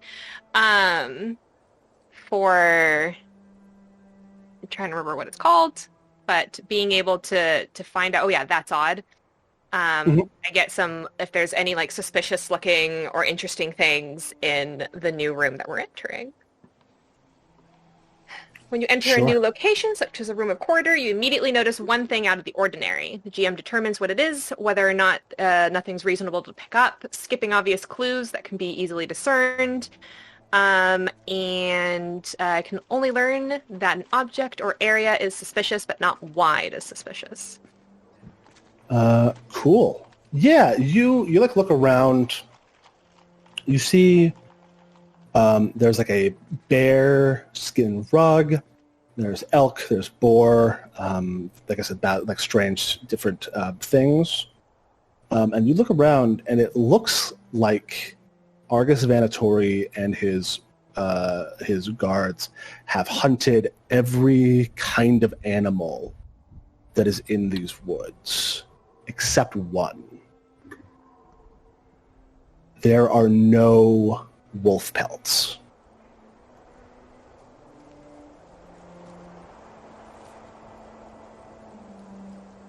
Do we know if there are wolves in the I was area? about to go ask Jack about... Yeah, good shout. So I'll kind of like lean back out the door and just say, Sad Jack, a question for you. He's a bit next to you. Oh, he magically appeared right next to me. He was over here last I looked. That's Sad Jack. Quite fast, lad. Yeah. Sorry, I'm recovering from being unconscious. No, what can you tell me about this area and its wolves? Oh, wolves are a big problem.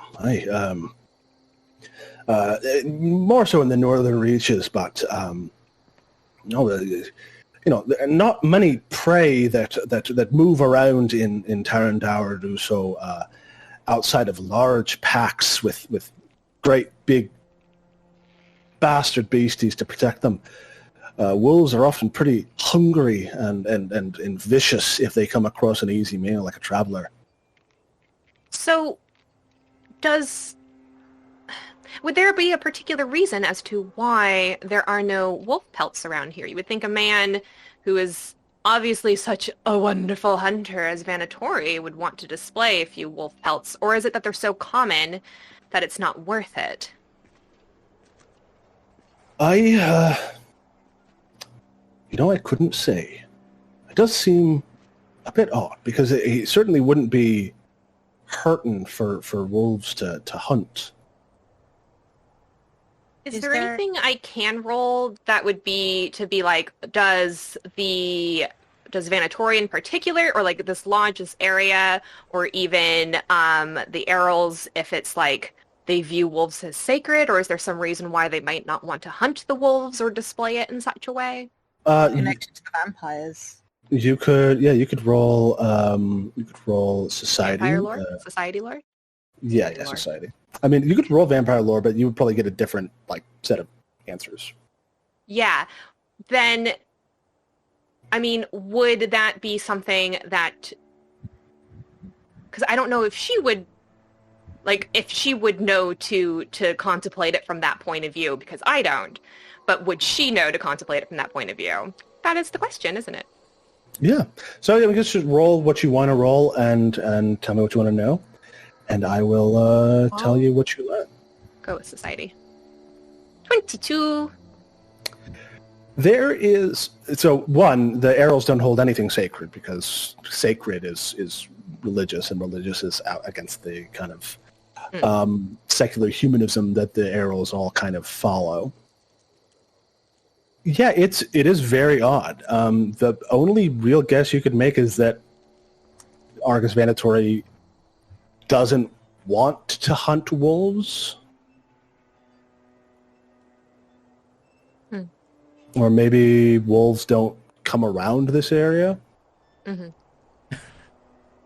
Yeah.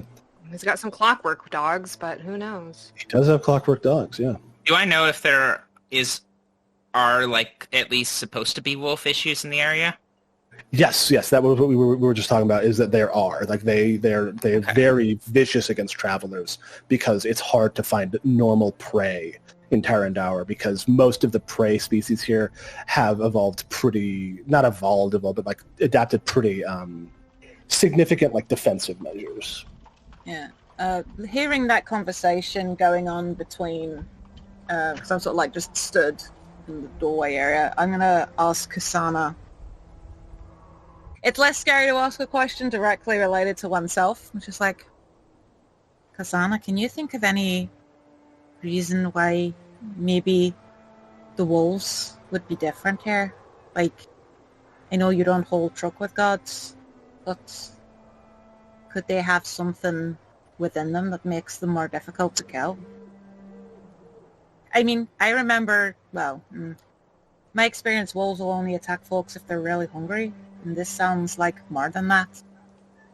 You know. Wolves in the area.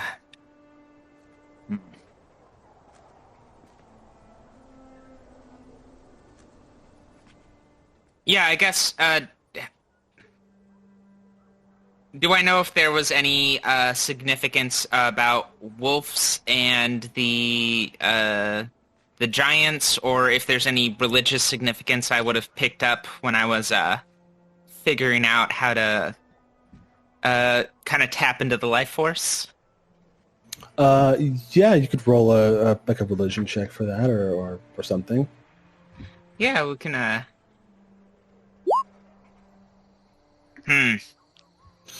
You don't know.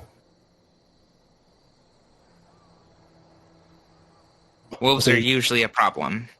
So usually a problem. So there's also another door, a sort of a big, fancy-looking doors to your north, KSANA. Yeah. She as she walks by, she says, They're out. Are they? Oh, Yeah. yes. "Yeah." She walks in and says, "But they have about as much life in them as everyone else." Walks in. Okay, that was... Elżbieta's just like, was that a pointed thing for some reason? Did you just No. Did you say that? Did you time yourself specifically? Can I use She's like, "No, what? No." the wrought iron key in this fancy-looking lock? What See, fancy yes. looking look? You said there- they're doors north, or is it within the room that they are? The doors are fancy looking, but they're not locked. Okay. Okay. And if they are, we need not worry. I'm gonna knock on the door and listen. Cool. There is no answer. Okay. Very carefully. I'm going. Well, can I check for traps or? Absolutely. Make a perception check.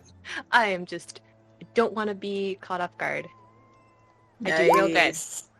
There do not good. seem to be any traps here.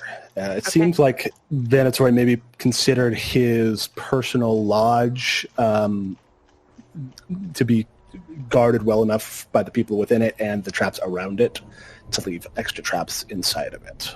Okay. Then I'll just open the door. You swing open the door. Oh, Jesus, I closed the door.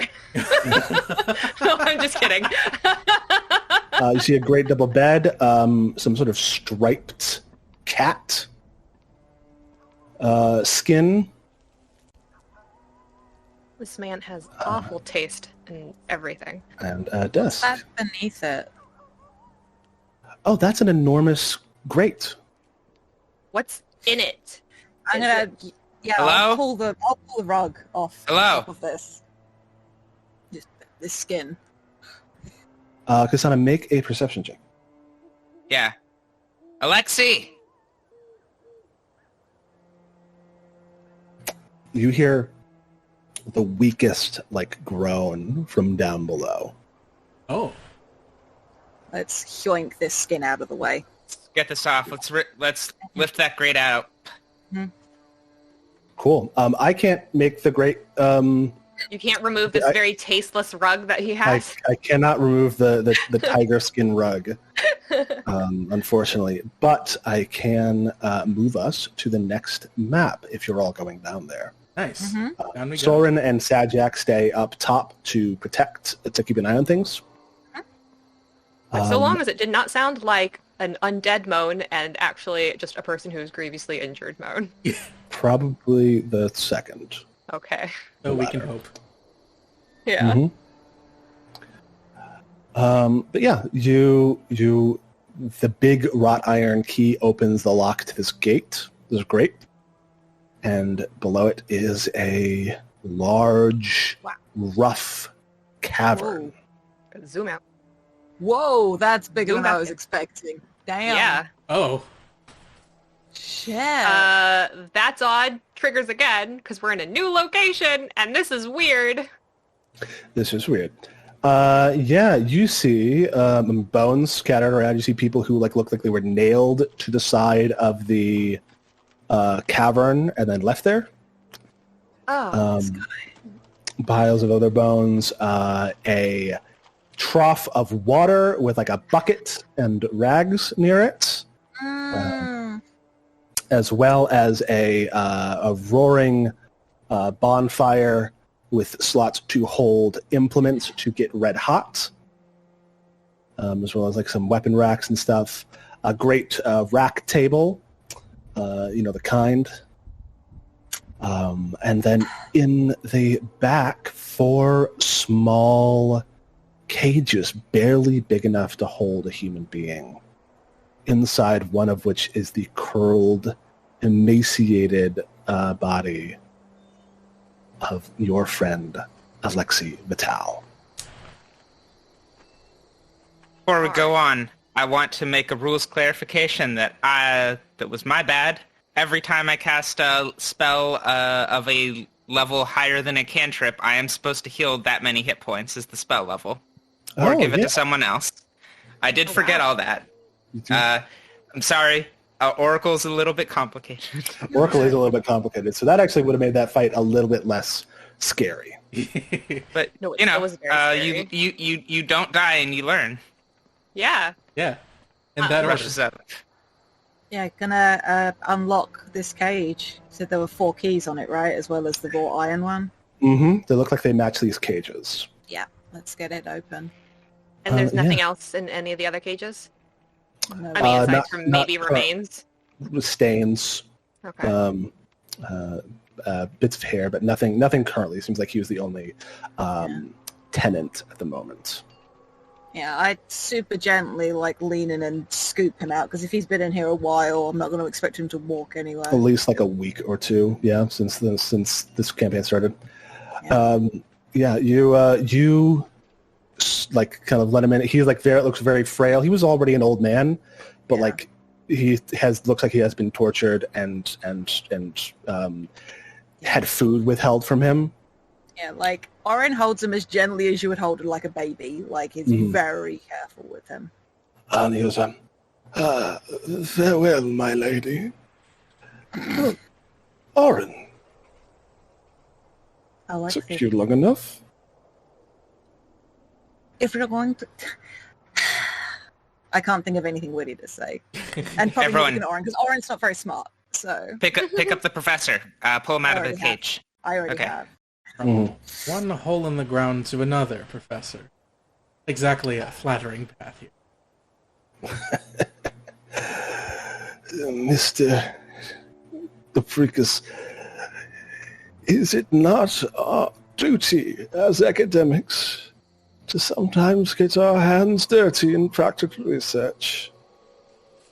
Fieldwork, my boy. Fieldwork. If that's your definition, then I've done quite a lot of field work on the way here. Excellent. Let's get you out of here and get you some water and some food. Wait. Venatori. You disposed of the body properly, right? We had 10 minutes while we were doing healing. Somebody would have, maybe Soren and Jack could have taken care of, or Jack was healing, but Soren could have. ELżBIETA's gonna book it right back up to the top. Yep. the As Brickus will we go. cut Oh my god. above ground, APRICUS has been so burning everything. The one thing he doesn't burn. We were trying You to were get the busy. professor first. a lot of people were in trouble. I understand. I'm gonna run very fast. You start moving as we cut above ground. Soren, Tatar, and Sad Jack kind of keeping an eye out, making sure that no other individuals arrive. And, bodies don't rise that quickly. You know, that's not the way that the undead work. It's the full moon. Full moon. It's the night of the It's a full new moon. tonight, An isn't it? undead would never rise in the full moon.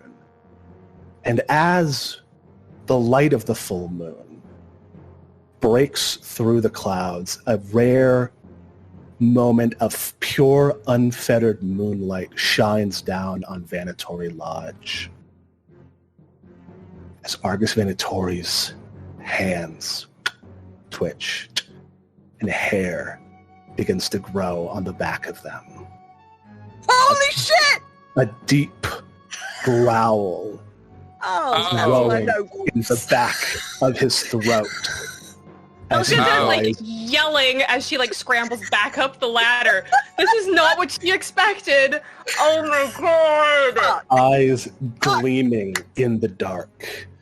Soren Sitar and Sajak are taken completely by surprise as they are swept aside by a massive paw.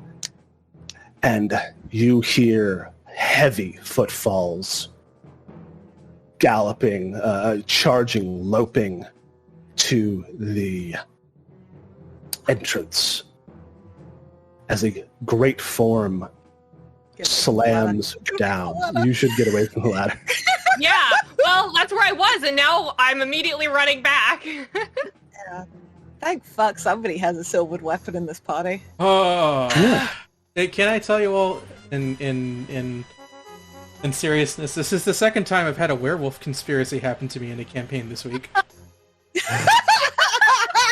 As Argus Vanatory, no longer a man, now a beast, lets out a furious howl at those who would intrude on his domain. We will take our break. No. I went, that's odd. I didn't think there were werewolves involved. Cool, cool, cool. Why not? It's a cool gothic fantasy. Listen, we knew there were werewolves here. That's why my bad. Kasana's got a silver guy's arm. That's my bad. Ah!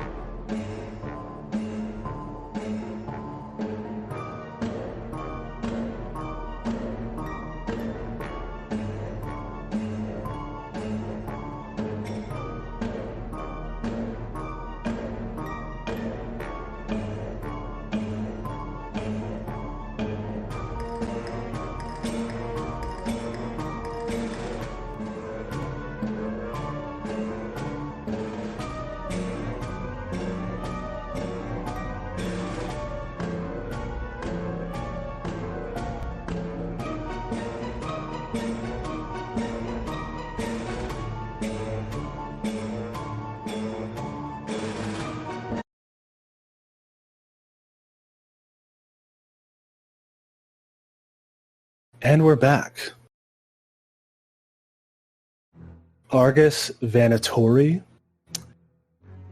or the thing that once was him, now reduced to bestial slavering and great fangs and claws and gleaming golden eyes, stands barring your way to escape.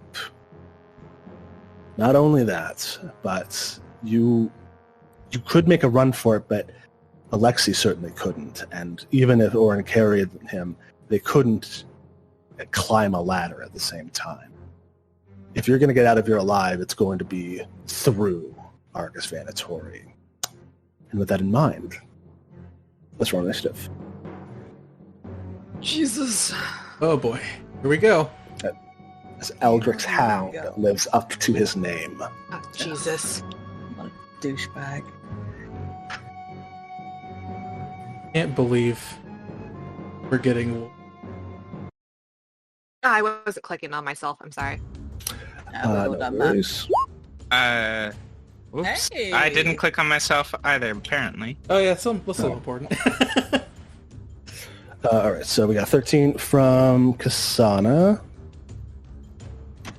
33. Fuck that Cool. guy. If you roll a 19, you know, sometimes it happens. The problem is it happens a lot of times, even though it should only happen sometimes. Roll This 20 is, likes you better than me. This is payback for all the earlier sessions. hmm Yeah. Yes, You let know me what? actually just show you what his nameplate says, because I do love it. Kind of totally. I noticed over here on the roll, and I'm just kind of like, yeah, okay. Oh no. Become something greater. He has become something else. Yes. He is going to, on all fours, lope forward, and then rush. Oh no.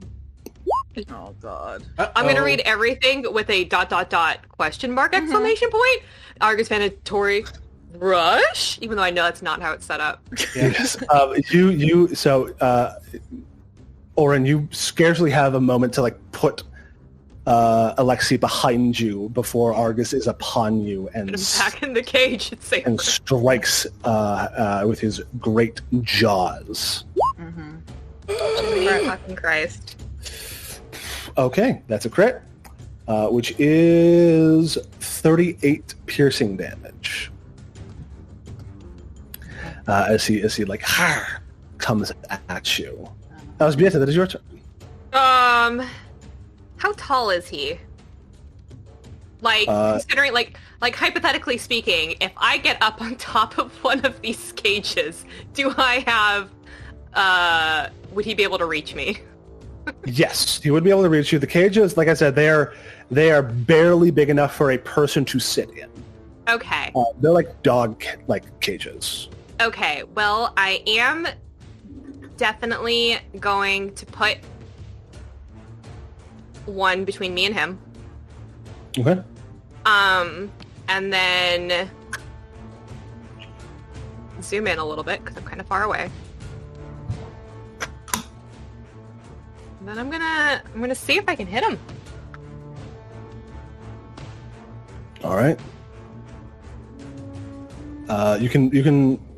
Yep. Yes. Nice. 15 plus 10. Yeah. 35. It did last time. It did last time. So I'm gonna say yes. Should I roll my damage? You should roll your damage because even though he is frenzied but much more powerful, his armor class is the same. Well, there is something. I'm just using my regular musket. So he takes 11 piercing damage as it, he puts up a hand and it sinks into the thick muscle of his forearm. And I'm gonna reload. All right, APRICUS. Yep. This is bad. I'm just gonna go out there and say that. Yeah. Yeah, Back up, I'm my not dude. getting any closer. I'm also not gonna get any further away because I'm gonna reach spell again. So out comes another shocking grasp, and I believe that's D20 plus 10, yeah. D20 plus 10. Yes, sorry. Numbers are fun. Numbers are fun. Word. Goes D20 plus. Hell 27. yeah. 27 hits. Thank the Lord.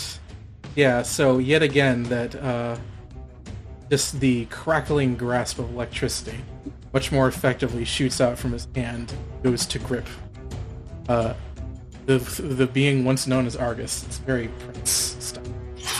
Yes, you slam your fist, your grasping hand, it shoots forward to slam into the side of Argus Mandatory. Roll me your damage. Is Argus also wearing... Just to check.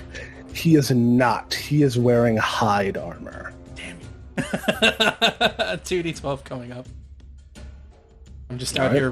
Well, yep, that's about what I expected to happen. Oh. 8 electrical damage courses through Argus Mandatory. He shakes it off, his hair standing on end. Just a little buzz. no longer capable of coherent speech. Or NÄTTSKU. Alrighty. As wary as I am to move and leave Alexei, at least Argus seems fairly focused, so I'm going to rage. Cool. Perhaps unsurprisingly. Let me just pop my temp HP on there so I do not forget about them. Because otherwise I will. Okay, that's that. I will... Fuck it, yeah, I'm just gonna take attempt to strike. Cool. Come on. I'll spend a hero point, please. Sure. Oof, unfortunately, not quite enough. Alright, His Venatori is not hit. I will attempt a trip with my Okay. final action. Plus. Fucking. That means Unfortunate. I go prone. That does mean you go prone. Unless you spend a hero point. Yeah, I will. Okay. I will. I can't. Yeah, that's too bad. He's already critting on so low as it is. At least that's not a fucking... I'm still standing, at least. Jesus Christ. Unfortunately, a 10 is still 10 below his... Over 10 below his reflex DC. Yep. I guess. Fuck me, I guess! I'm on my ass! You hit the ground. KSANA the spear. Just, you hit him. KSANA is going to cast Lay on Hands on ORIN. Cool. Increasing their AC to 22. Yes. Wait, So what? you get a +2 bonus to your AC for this round, and you regain 12 hit points. Cool. So I'm up to 42. Plus my tempo. And with that, as the energy shunts into her spear, she's going to move here Cool. and is going to, while flanking with a bespelled weapon, attack with the Silver Guy's arm. Hell yes. Unfortunately, you're not flanking yet because while Orin is still on the ground, still prone. But you will be flanking in the future. I Okay. didn't also, let's see, I don't know if I would have called it for ORIN or KSANA, because I hit him with a called shot. Not a called shot, but... Oh, true. Yeah, you did. So you did. I could hit I him. can make Give it it to flat-footed. KSANA. Let's say Yeah. it's KSANA. Okay. Alright. He is 'Cause flat-footed. I did notice that she did have a nice silver geese arm, so I'm just kind of like, that's gotta be, we'll give it to you. He's All right, flat-footed. cool. So he is flat-footed to you. Oh, I spend a hero point. Okay. That's Yes. our mom. Oh, That's yeah. a little bit better. Nice. See, that's a little bit. And that's an better. additional 5 negative damage. So it's 19. Plus, Yeah. So Yeah, 19 plus so 19 total. So 14 plus 5, 19. Double. 38. Plus 7 from the silver. I forgot what I was saying. So 38 plus 7, so 45 damage to Argus Venatori. As you just chop in with your great blade, he like howls in rage and is almost bloodied. Oh my god. it has been a while since I killed a werewolf. That's what he says about that. Fantastic. It is your turn. Round 2 begins. It is Argus Venatori's turn as he forgets completely the fallen foe in front of him and charges straight for you, KSANA the Spear. But when you have to make a move action, though, first. He does. He moves forward and swings a claw at you. That's a hit. 25 just barely hits. I mean, like, not just barely, but like it was a closer call than usual. You take 20 slashing damage, and he uses his final action to grab you. You are now immobile and flat-footed, and on subsequent attacks, he will get a damage bonus to you because he has the Mauler trait. Oh, right. But that is his compulsion turn. to yell liberating step was so strong in that moment. Uh-huh. Yeah, That's a absolutely. mood. I've been Elżbieta. playing a liberator champion for a fucking year now. Like, Mhm. Over a year. Elżbieta, Yeah. it is your turn. I'm gonna sit here and make a panic noise. can I join you? Okay.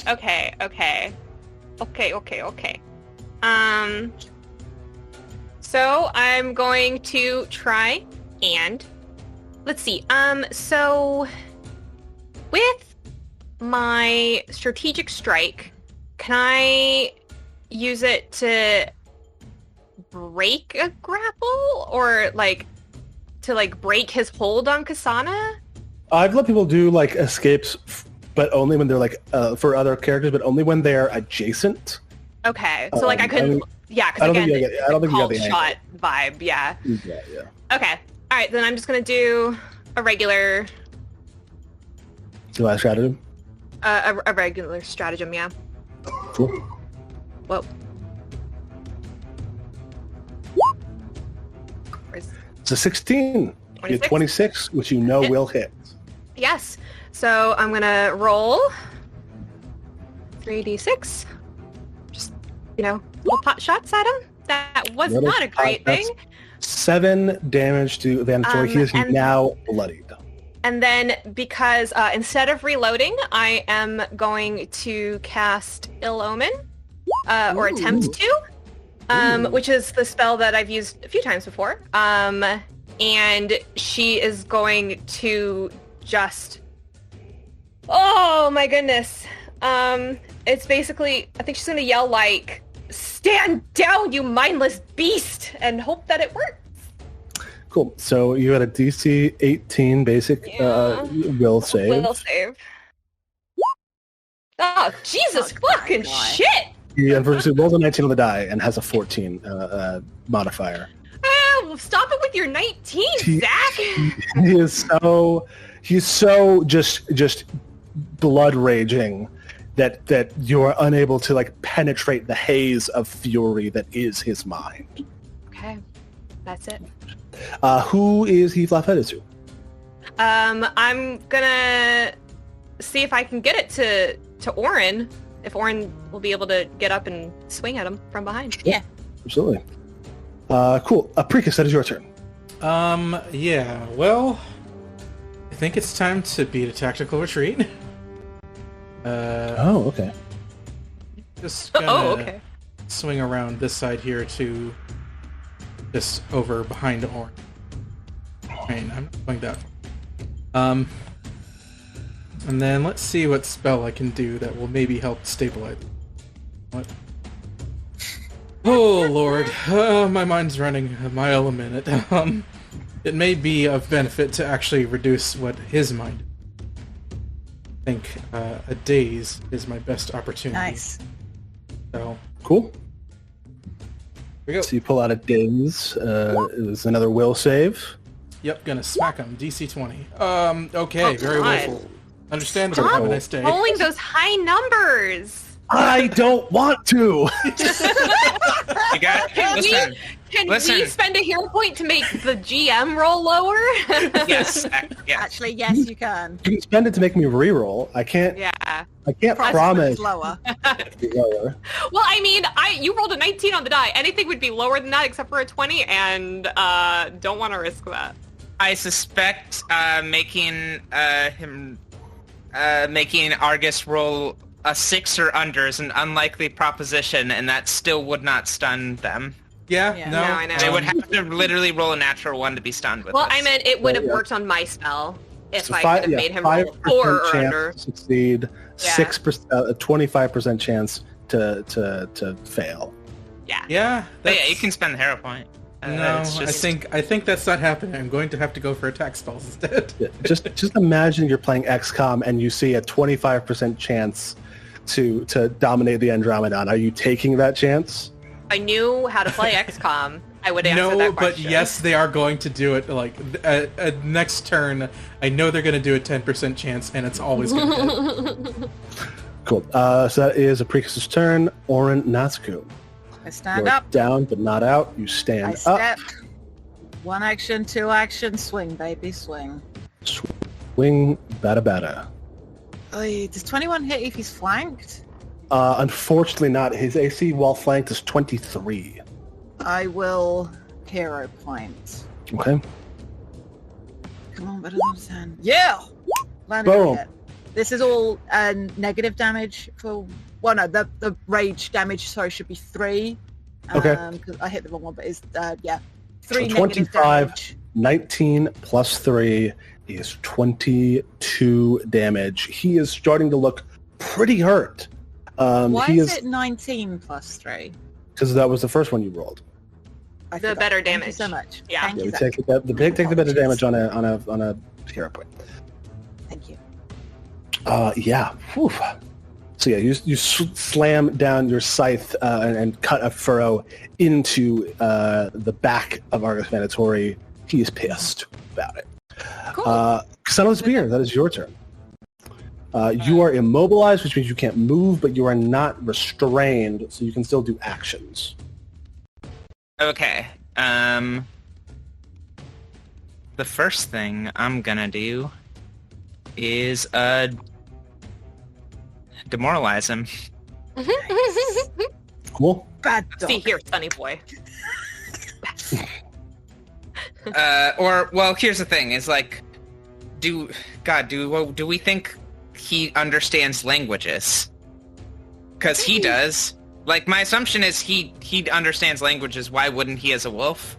Yeah. Mhm. And he's hybrid form, right? He's not a big wolf right now. No, Yes. he's just Yeah. like wolfed out, out. hulked out. So he Okay. might not be able to speak, but I reckon he could still understand. Yeah, he probably understands. Okay. Some part of it probably does. Yeah. So she's going to look at him and just... She's so unimpressed, even grabbed and hurt. She You're just, no good, she Argus. just says, Cory. pathetic. You're just like your father. Doesn't really land. Unfortunately, does not really land. But and then she does make her athletics check. Okay, you can attack while being grabbed. It just means that you're not escaping the grab. Good point.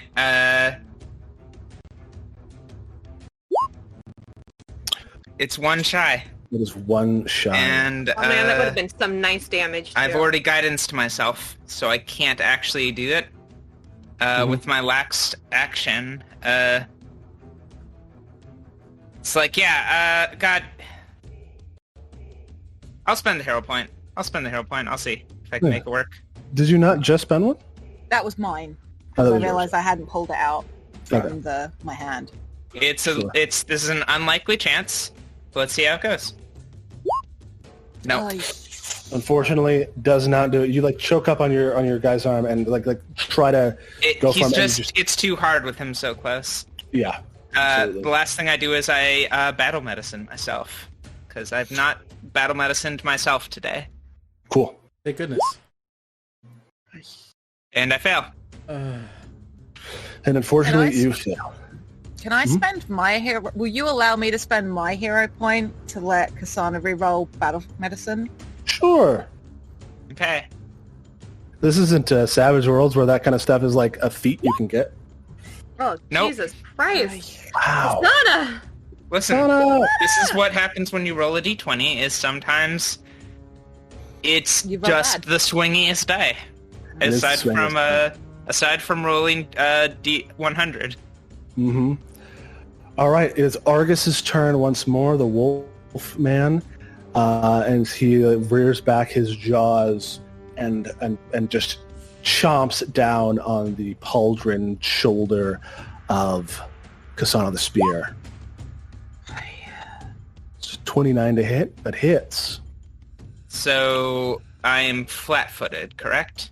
You are flat-footed. In that case, that is a critical hit. Unfortunate. So that's 18 damage times 2 is 36. All right. Fuck. The sound of the spirit. Your eyes go dark. Your vision goes dark. The last thing you see is actually not dark at all. A blinding silhouette of a woman standing near Alexei Vital, kind of putting out a hand towards you as you lose consciousness. As Argus drops your body, swings around and jabs a claw into the midsection of ORIN NÄTTSKU. Mm-hmm. I hate to break it to you that is also a crit. That is also a crit. God. 17, 34 damage. Okay. No, yes, 34 damage. And then he uses his last action to grab you. No, not 34 damage. You weren't grabbed, so 26 damage. Okay. I wasn't grabbed, yeah. Yeah. Okay, I'm going to do the math again. Sorry. So 26 total? 26 total. Okay, no problem. Thank you very much. Alrighty. All right. I'm just putting my numbers in. It's all good. Sure. And that is the end of his turn. ELżBIETA, that is you. I'm going to reload, and then I'm going to roll. If I can type correctly. Mm-hmm.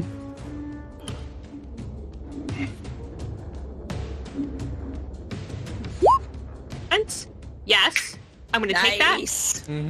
Cool. 29. That hits. Does not crit. Nope. 11 damage to Argus Vandertoy. He is looking really rough. He is like... He's like sub I'm 5%. just like, ah! Sub 20%. Okay, and I'm going to reload again. Cool. That's it. APRICUS. Yeah, just turn into the left like, Alexei, man, do you have anything in your bag of tricks at all? APRICUS, my boy, I was in a dungeon for 2 weeks. Oh, I guess technically flat-footed Wait. for ORIN, so... Do you have your reagents on you? I do, and some things in my bandolier. He just starts kind of like pawing at your bandolier, and will do quick alchemy. And he will create a moderate elixir of life. Oh, lovely. Oh wait, do you want this or do you want silver? You can make silver. You can throw like make a silver bomb. You can throw like a quick silver bomb at that, bro. I could make silver sheen. You fly it to a weapon or just some ammunition. Just some ammunition. I have I healing. can't- Give me the silver I sheen, can't- please. And he like pours that and does and it pulls out a little silver paste. Just glob this onto the big one's scythe. Yes, exactly. That's the plan. Gonna step forward Wait. with that silver sheen. Isn't ORIN scythe already silver? No, it's No, it's cold cold iron. iron. Okay. Yep. I'm gonna flex tape slap some silver on that bad boy. Yeah. It's like ORIN's just like holding it out like this. Come on, Ready to come on. swing again, just like it's back. Yeah, Yeah. and it's like just iridescent, like silvery paste you spread across it, imbuing it with the power of silver, the purifying light of silver. Okay. And that'll take your whole action, your whole turn to do. That's fine. I think when you reach out and smear the silver sheen across the blade, it's that sort of so cold it feels like it burns when you touch it. It's very cold. All right, ORIN NÄTTSKU. That's you. And he's flat-footed for you. And he is flat-footed. It's flat-footed.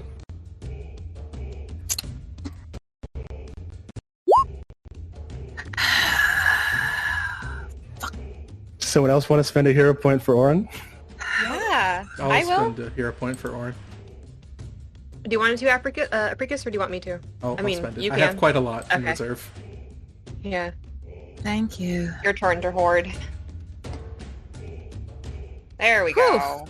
With him flat-footed, that is a hit. That is 20 slashing and negative damage, plus 7 from the silver, which is 1 greater than the 20 hit points that Argus Vanatory had left. Fuck yes! Good shout, Cory, with the fucking asking Alexei. Oh, shit. Yeah, he has nothing on him, but if you have reagents, he can work with them. So, Orin, you see KSANA, the massive gaping bite wound in her neck, fall. Continues dying. You I take his fucking head off. back to the scythe and yes, the head of Argus Vanatory thuds and rolls away. Its face a mask, a grimace of fury. But the danger is gone. Who has healing potion? Yes. I'll hand over another elixir of life. And I immediately drop to my knees and feed it to KSANA. We got 2. I'm going to go up and check on Soren and Jack. Yeah, absolutely. They are kind of bruised up, but not like on death's door. They're not deadly injured. Just like he swept them aside to get to you, because it seems like he was focused on you four. Thank goodness. Yeah. They are kind of beat up. Like he hit them so hard that they fell into flew through a door into the barracks. Mm. Which was what that other building was. Mm-hmm.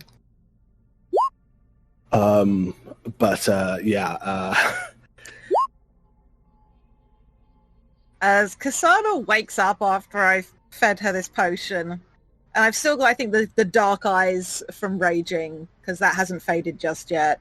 I'm just saying, you'll know if my hair wasn't already white, I think you would send it that way. It's all just part of keeping everyone alive. That's also my job. And I sort of help her up. Thank you. Thank you. And to the 2 people standing behind you. Thank you. I look round confused. Funny, because Apricus and Alexei are technically standing behind them. Just like... Yeah, I guess them too, but that's a weird way to say it. Alexei actually says, "Oh, did you see the bright lady?" Yes, the spirit attached to Orin, and Oh, I saw a different one then. I also saw the psychopomp that's also attached to Orin. That other figure was not attached to Orin.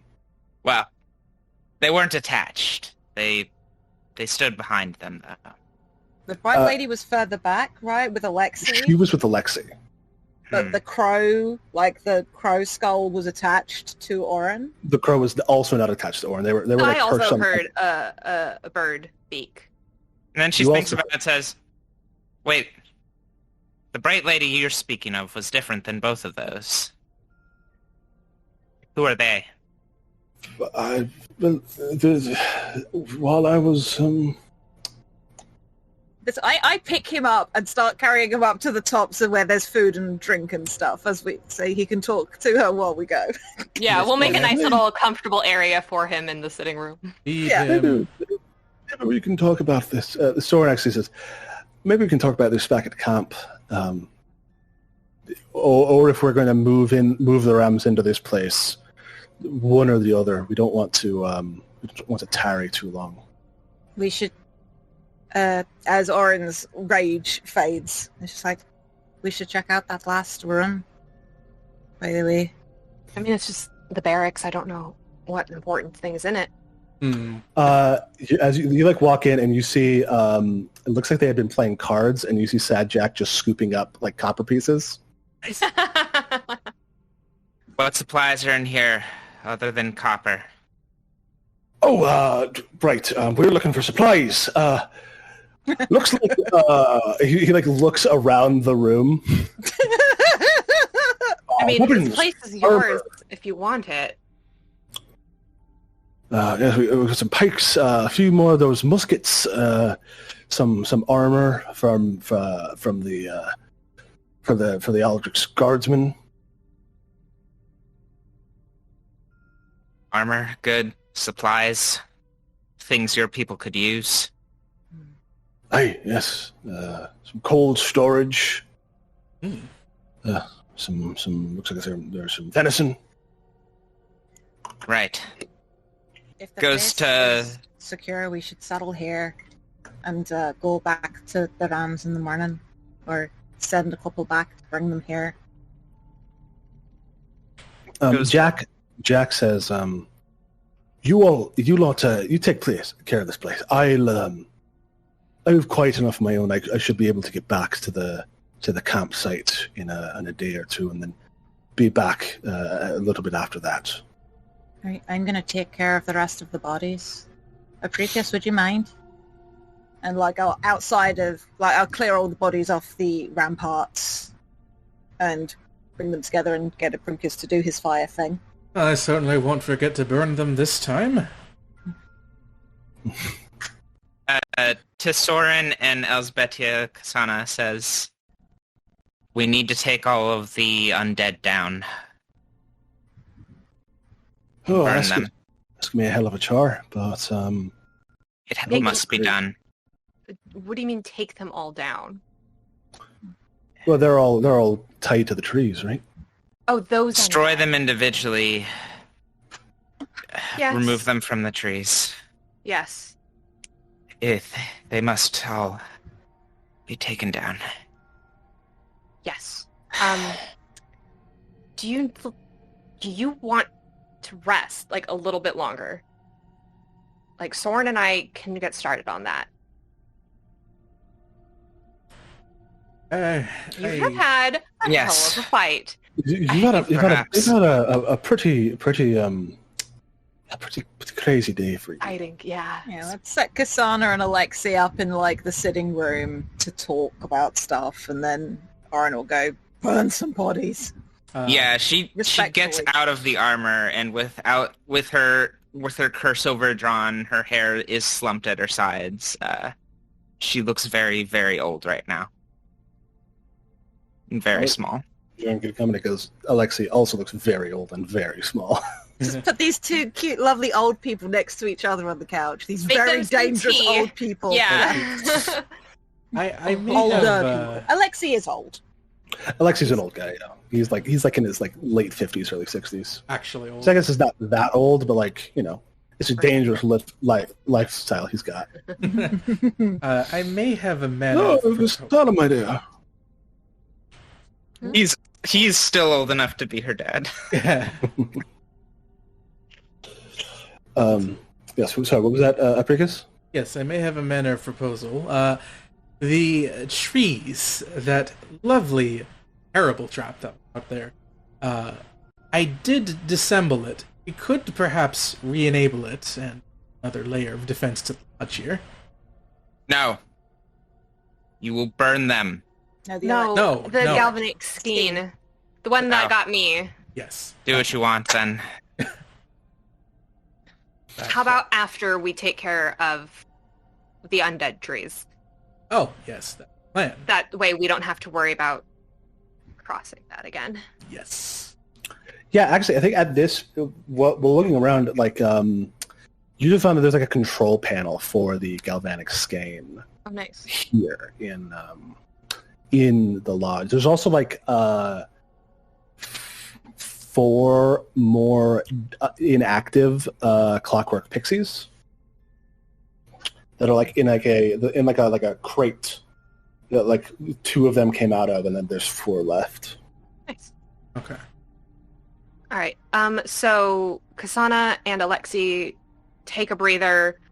ORIN and APRICUS are going to get rid of the bodies that are around here, and Soren and I will take care of the undead on the trees. Sure, yeah, absolutely. And that probably takes you like the rest of the night to do. We don't have to like necessarily play it all out. Though if anyone wants to like have a conversation while they're doing it, they're more than welcome to. I mean, I'd like to. I want to hear KSANA and Alexi talk too. I want to know what ELŽBIETA and Soren talk about when it's just the 2 of them there. Ooh. Just saying. You eavesdropping. Some good conversations right there. Yeah. Mm. I don't know. I don't think ELŽBIETA will say anything except for like, thank you. But is probably just jaw tight and going about this work in a very unpleasant fashion, but won't initiate a conversation. And Soren is kind of gregarious in general, but like understands that it does not ever try to force a conversation with somebody. Is charismatic in that way that they can like understand them to not. They can beat the room. Yeah. They like borrow a knife from you, and like you just go through and like sever spinal columns. Yeah. They're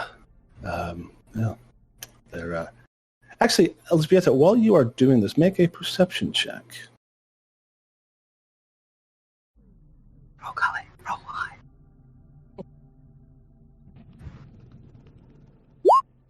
23.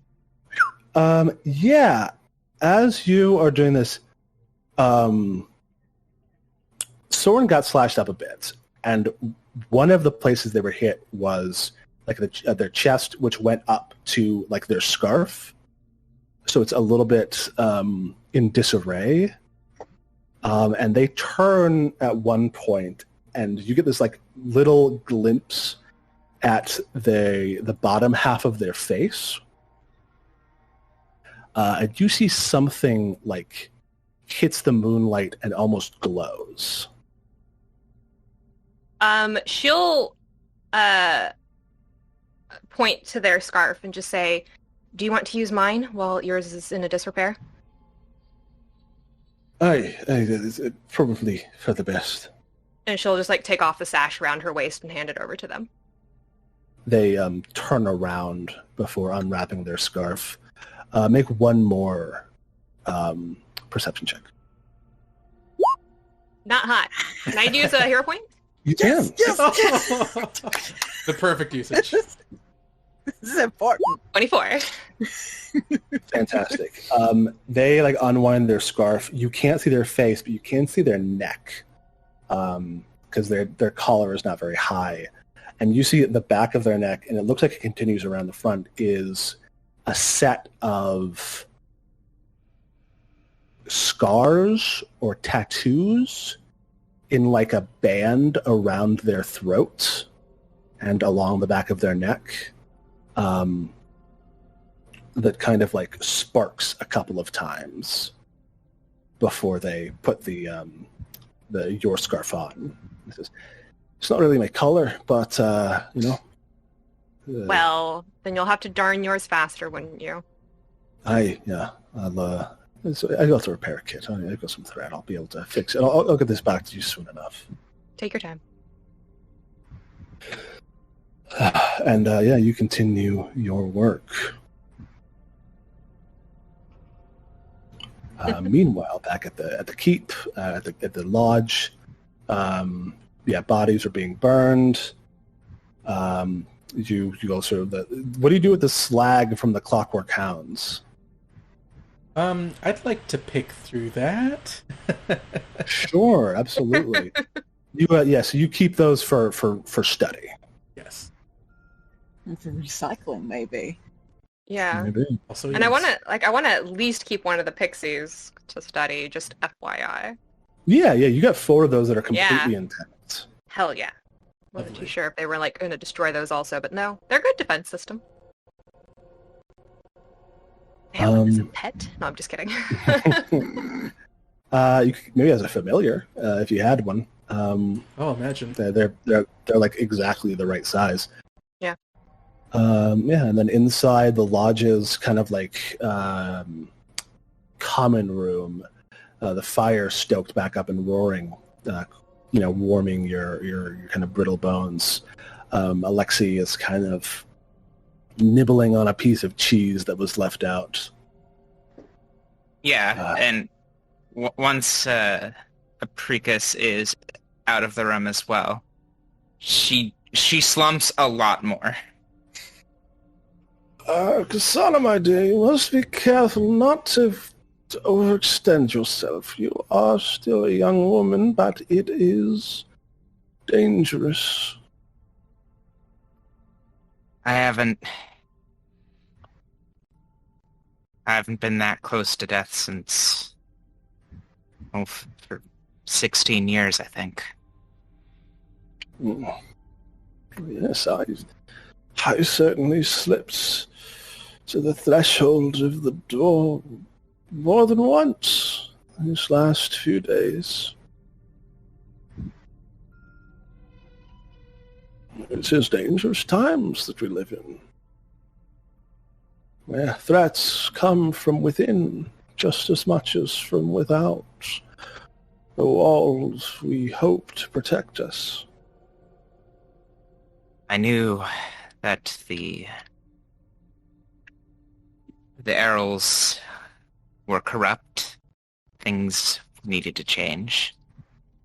I did not expect to be for one of their dogs to try to burn me alive. For being associated with you, nonetheless. My apologies, KSANA. My resignation from the estate at Aldrich was considerably more turbulent than I anticipated when I called for you. Yes, you mentioned it would something terrible. Oh, yes. I've seen bad things. Terrible things.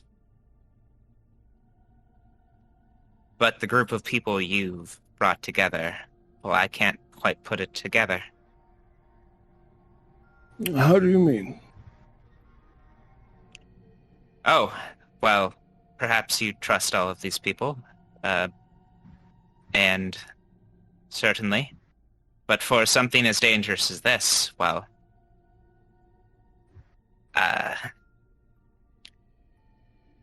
ORIN is powerful, deeply tied to life and death and all of that. ELŞBIETA, well, this, aside from whatever her condition is, this seems like a much more dangerous situation than she is interested in being in. And APRICUS, well, I wondered at first, but I don't anymore. APRICUS is one of my best students. A sharp mind, perhaps a bit ruthless when it comes down to it, but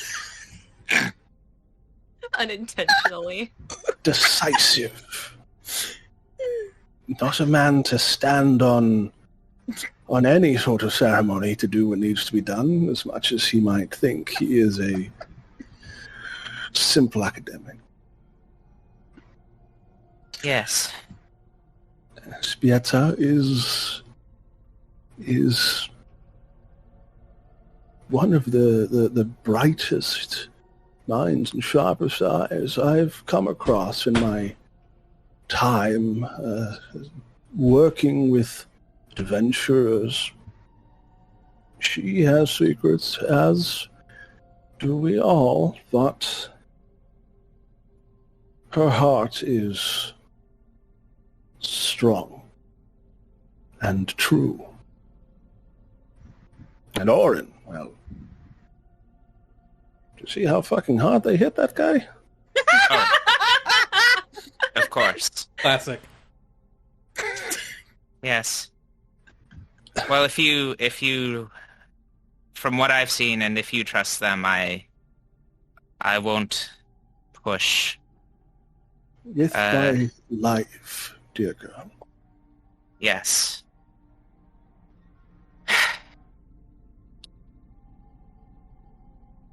Would you like some What? cheese? Oh, thank you. It's important to eat slowly after a period of forced starvation. If you gorge yourself, you just get sick. Nibbling on his charcuterie. Yeah. It's a fun Yeah, meal to have after you get starved. Yeah, Platter.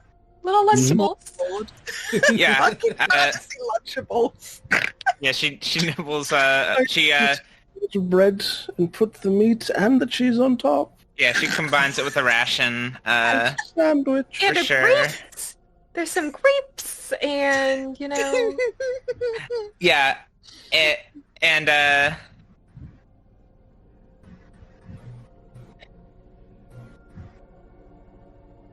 these mechanical dogs searching for the cold lamps.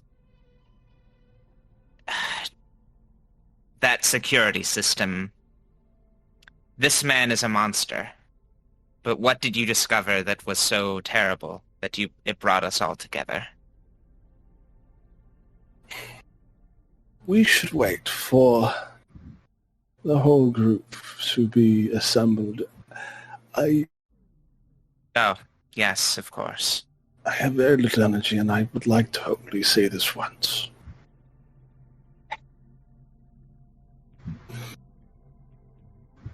KSANA, like, with her armor off, she has sort of a necklace on that is made of. It has sort of like a bunch of like various beads and strings and little like notes attached to it.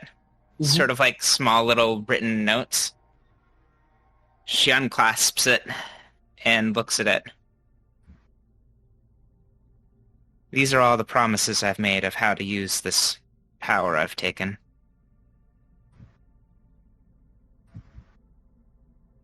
When I pull on the life stream, I take from the ambient energies around us. This world is... We're surrounded by the necromantic energies of the undead.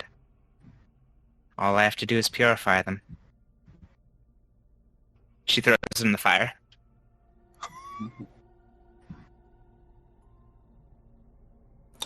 If we're fighting people, if we fight people and they will use the undead as I've seen that used here,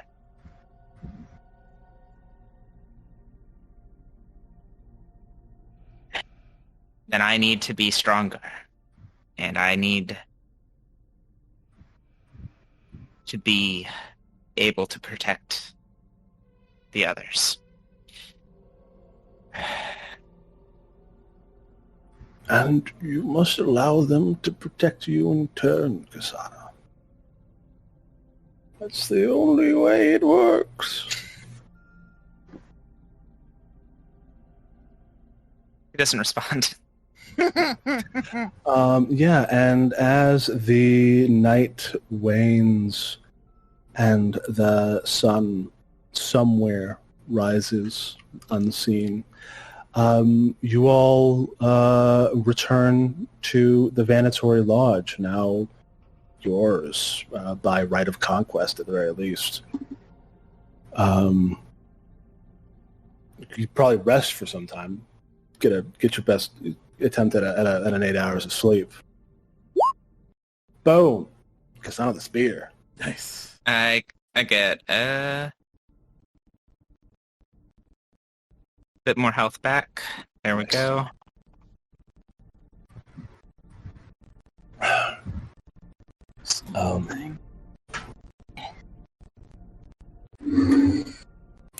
Yeah, and in the morning,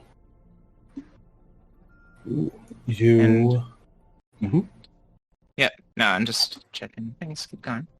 How much do you recover the sleeping again? I know it's like con Your mod level times. times your con modifier. Alrighty. Thank So you. 4 times. Very much. Well, actually, 5 times your con mod. Hey. Ta-da! You've all leveled up, and we'll handle all that off stream. But yeah, that's handled. You've hit the milestone. You've rescued Alexei Vital. You've slain Argus Minotauri, and Oh my you're all God. level 5. Oh, thank That's the God. big one. Big crunchy. but yeah, big we don't need- abilities. It's a very big one. We're not going to talk about that yet, because we're going to talk about other stuff. Like what Alexei saw.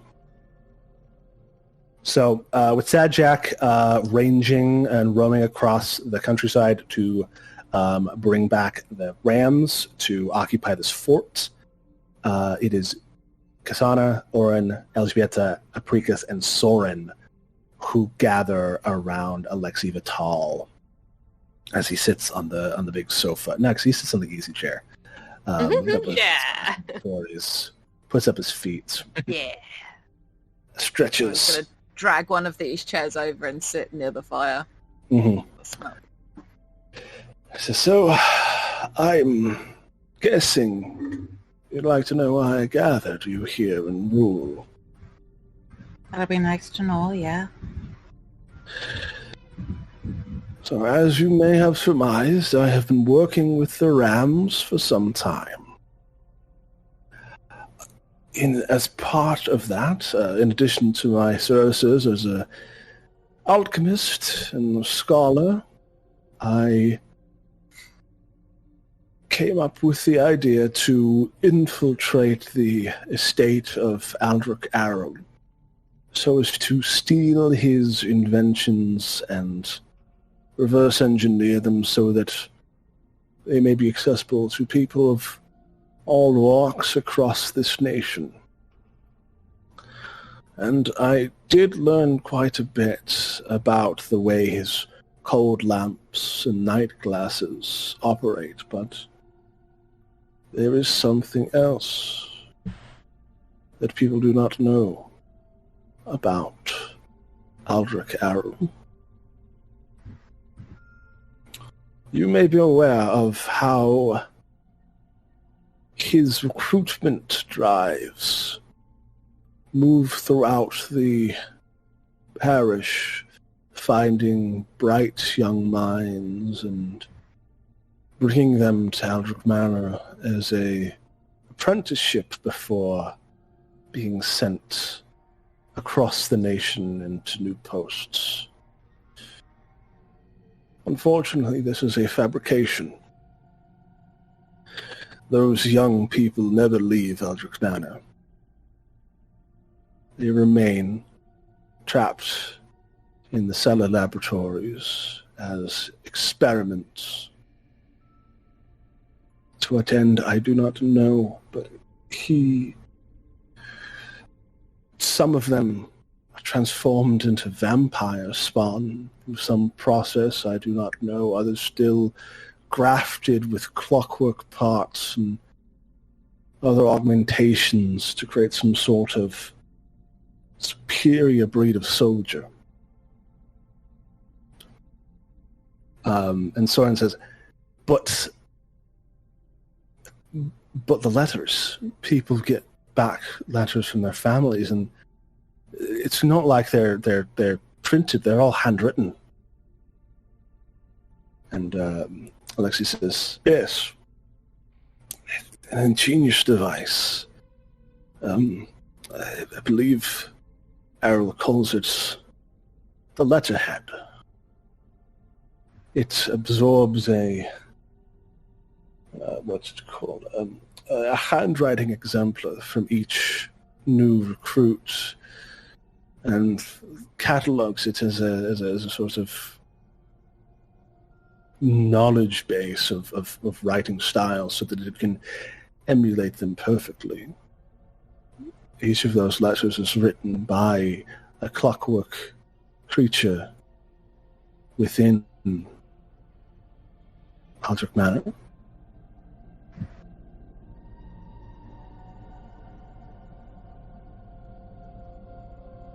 He is bleeding this parish dry, taking its best and brightest and transforming them into monsters for his own edification.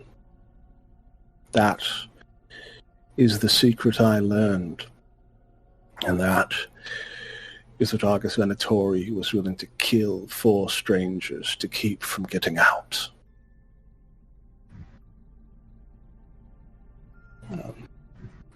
And Soren kind of sits forward and mutters something under their breath. And ELŽBIETA, you hear, because you're next to them, as they say, I can't believe he's still doing it.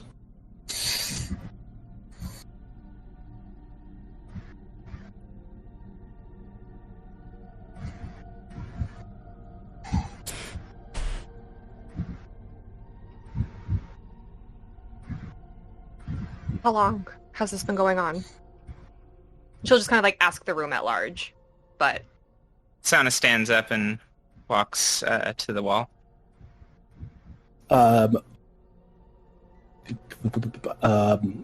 Alexei says, I couldn't say for certain. It certainly was not a new thing when I came across it.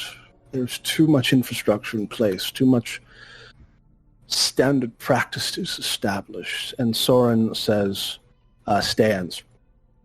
says, I can't say how long exactly, but it's been at least a decade. And then they wince.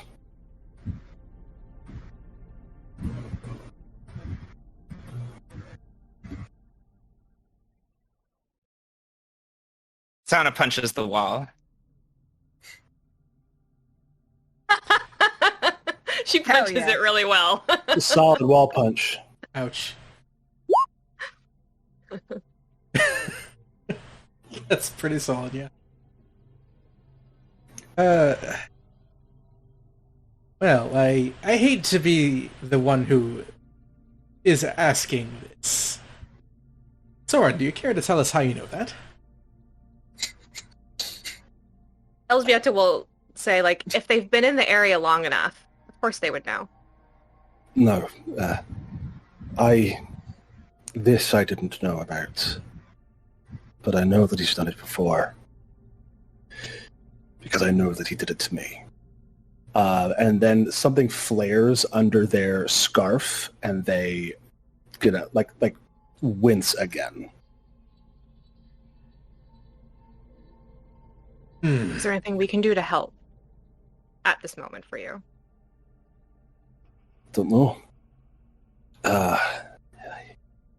Probably better to get it out. What I'm about to say, the specifics, they don't leave this room. Ken?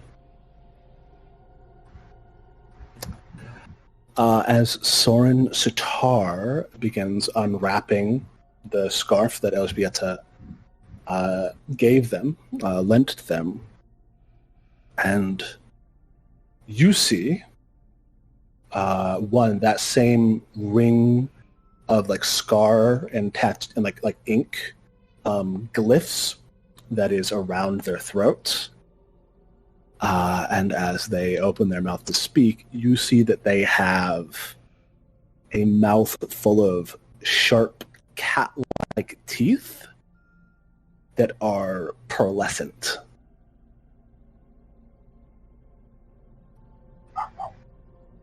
So like the light hits them and shimmers around them.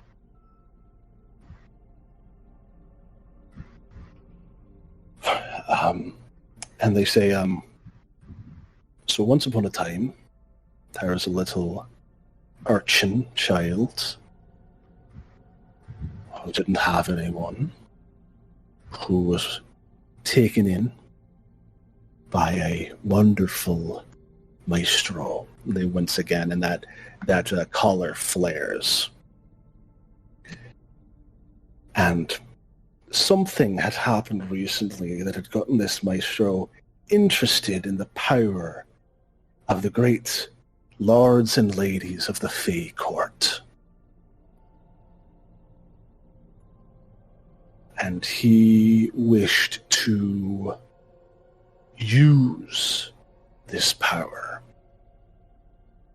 And so he tried to bind it into the child. And they once again, and it flares again, and their eyes look bloodshot. Alexei Vital made me into this. Aldrich Errol made me into this. I looked immediately at Alexei. Like, whoa! Whoa! I was able to escape, but not before he gave me this. A gag order, you might say. A non-disclosure agreement.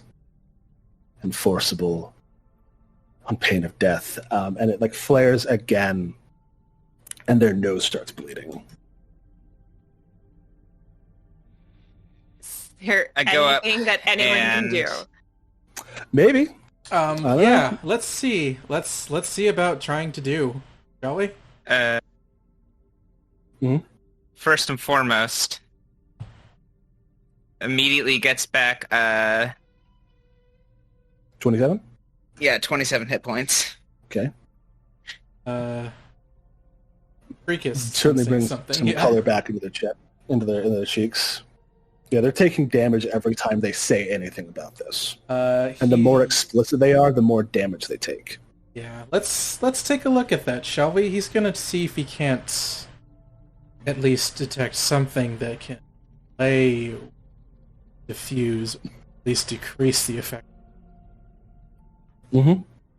So, yes, how should... You can make an Arcana check to try to identify the magic. Well... I mean, I can use, wouldn't that be would Read Aura do something similar, or? So Read Aura is like a... Let me double check what Read Aura does. It's 'Cause- magical auras, when you're casting, you know whether the item is magical, and if it is, you learn the School of Magic. So yeah, you would certainly know that this is a what It's would an abjuration, isn't it? It's a weird protective thing of sorts.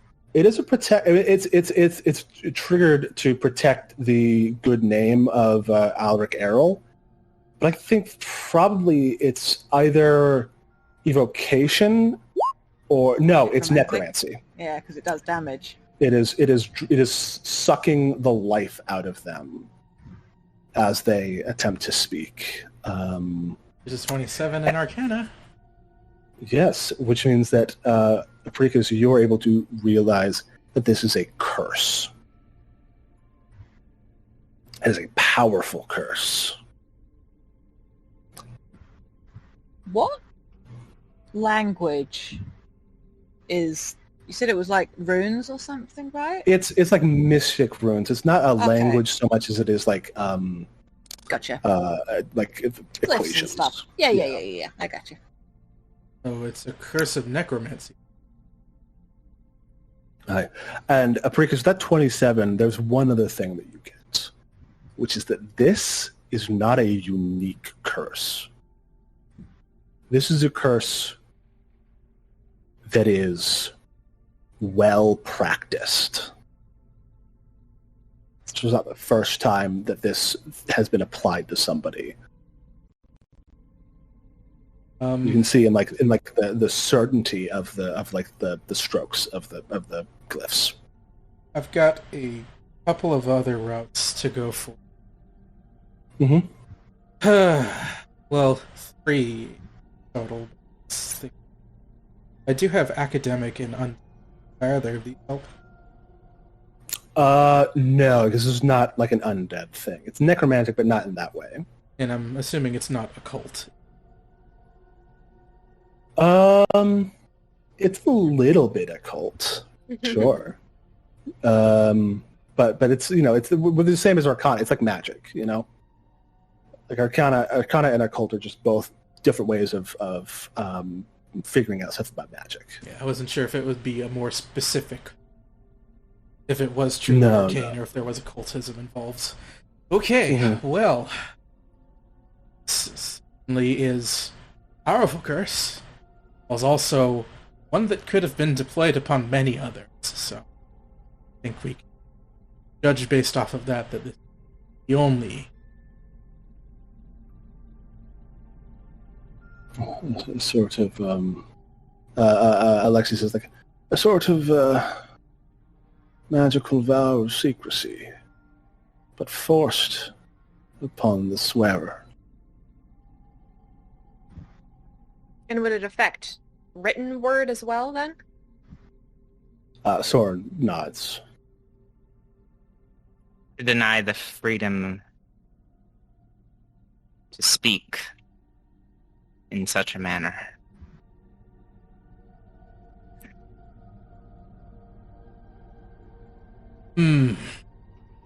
Why is he? Why?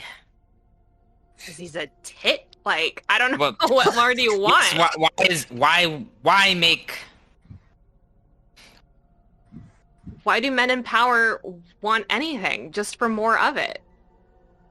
He wants to ascend to something better than what he is, which, to start, might have been a paltry human. And if to make vampires? If people found out everything the Earls do is about fighting back. And if you think you're in the right, but some people will go to... How is it...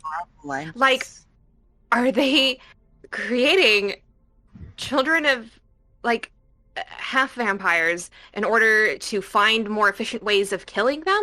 Or what is the point of that? Well...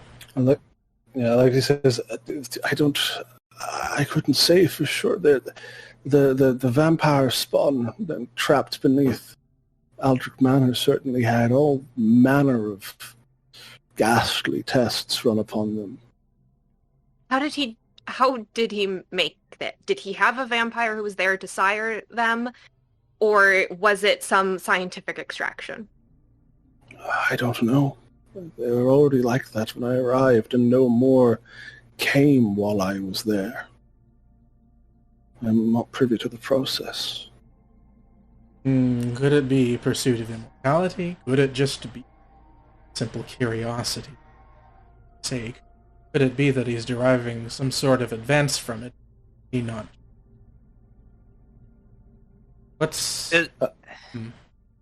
Soren says, for me at least, I think it was hoping in some way to harness the power. And they once again take another 5 damage. I lay on hands, they get 18 back. ELżBIETA will get them, like, a glass of water and a rag so they could clean up their face. Well, thank you. Yes, if they really did encounter the Gilded One, well, then maybe they saw something in there that was desirable, hoping gain, but without the same limits.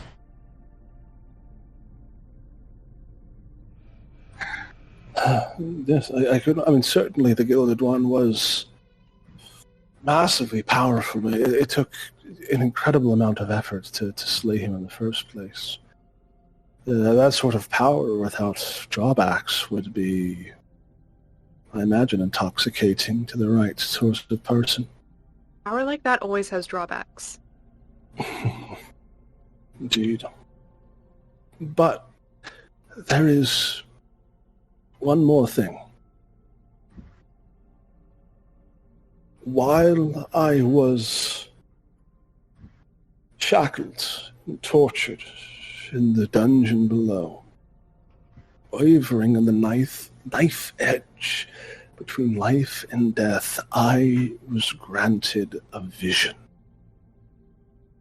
The lady white figure with no eyes towering over my cage, holding a staff topped with a crescent moon. She whispered to me that you were coming. She told me that once I was free, I must send you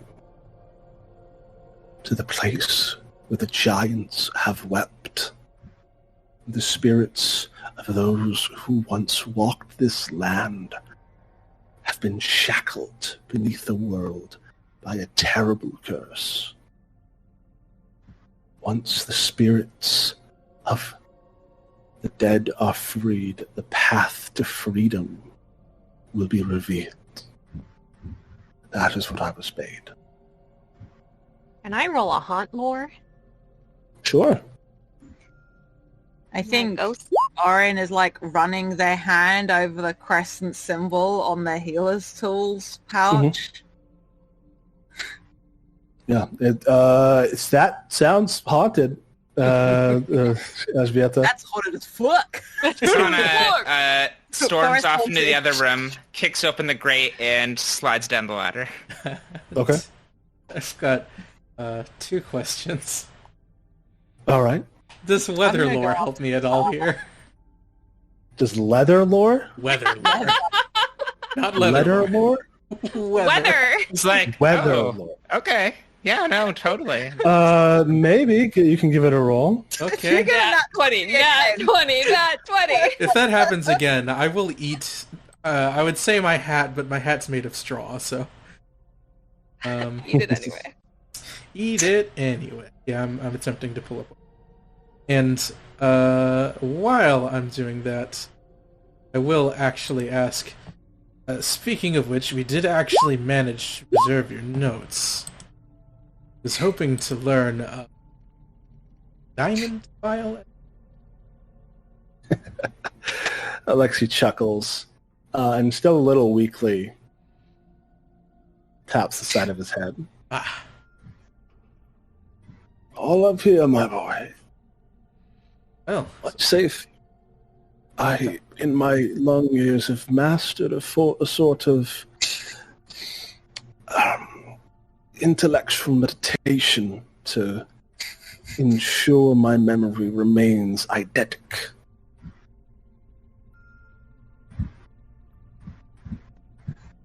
A little bit like what you wizards do with your spells. well, yes, in a sense, although after we've cast it, it's almost as if its energy was removed from mind, but I'll have to ask you about. Certainly. As far as a level 22, as a 22 weather lore means, you don't know. Fair. It was a shot in the dark, and the darkness is across this land, so. Not really applicable, unfortunately. Only once will that legendary shot happen. Kasana, you were going down into the dungeon? Yes. I'm following. Okay. Yeah, I don't even go. I don't descend down the ladder. I grab the sides of it and I slide down. Mm-hmm. Because I need to get there faster. Sure. You hold Great that. video game. You hold me. How Yeah, long hold is the B. ladder? How Just high 10 is feet. this? Cool, I just jumped down. Mm-hmm. Superhero landing. Catfall. You take 5 damage. No, you're fine. Ground hit back. But yeah, so what are you doing down there? I go to where I saw the figure of the woman when I was near death, Sure. and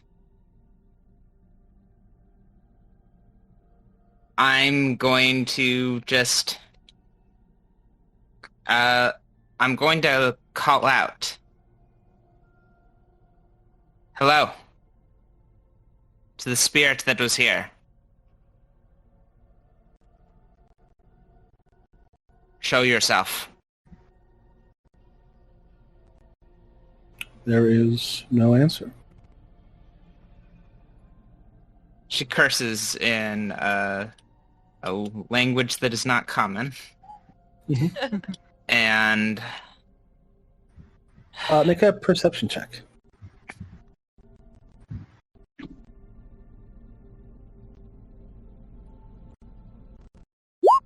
You don't see the spirit, but you do see in the cage that Alexi was in something you didn't notice before, which is a little silver spider web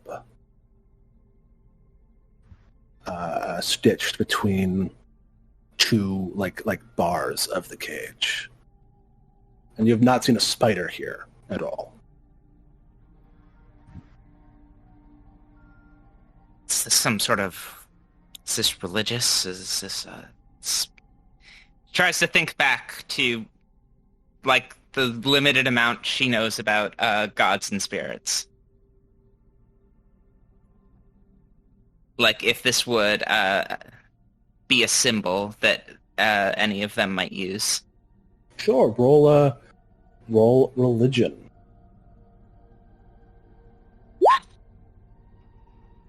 A Nazi,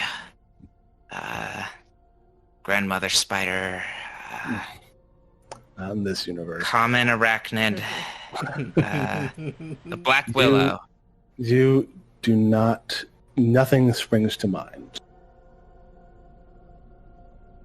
Are you okay?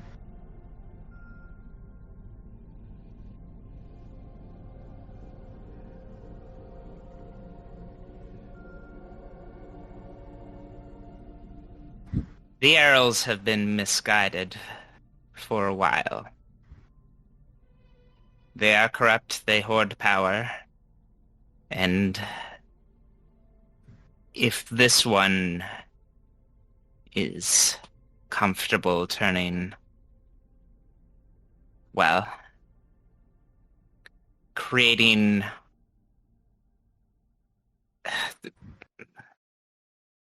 taking people and cursing them, changing them into monstrous forms, to try and extract power of some sort.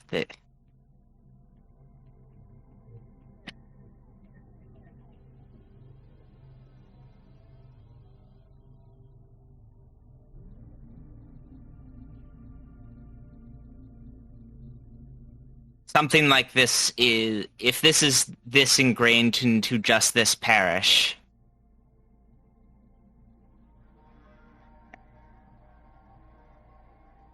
people everywhere suffer greatly, as the world is now. And it is never enjoyable to learn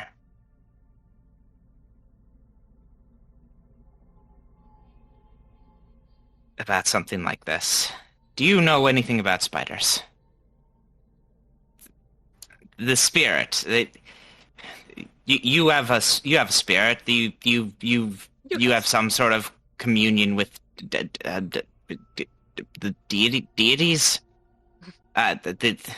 What is this?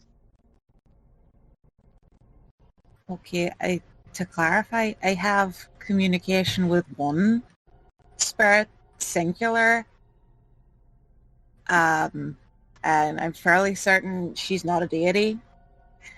Can I make a check about the spider web or spiders, I guess? And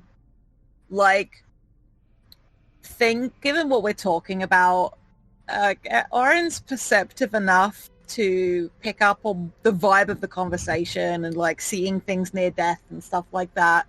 And probably has that feeling of goosebumps or whatever, this awareness and wanting to know more about it. Just think about being in that space where they could talk to, where Orin and Erin were separate, and that space between, and just rack their mind to see if somewhere in the back of their head and all the stuff they can't remember and they don't know, if there is something. Sure, give me a religion check. Alrighty, just quickly checking one little thing. Loki, stop headbutting my hand. Okay. It makes using the mouse really difficult. He's a good boy. Good boy. Okay, come on. Nope. That's perfect, frankly. You don't know. You... Oh, wait. Mhm. Spirit guides. Oh, yeah. Spirit guides. Ha! She don't know shit either. That's fair. A little bit better. But not You get the sensation that you are truly... You are out of your depth. You do get the feeling that you're being maneuvered by something far greater than you. But even then, you also feel that it doesn't mean you ill.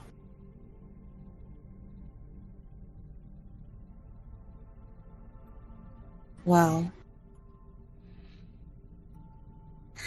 I don't know much about gods or spirits. Aside from the fact that the moons are present for them, it's weird. Maybe that spiderweb is... See how all the strings come together at the center to make the strongest point?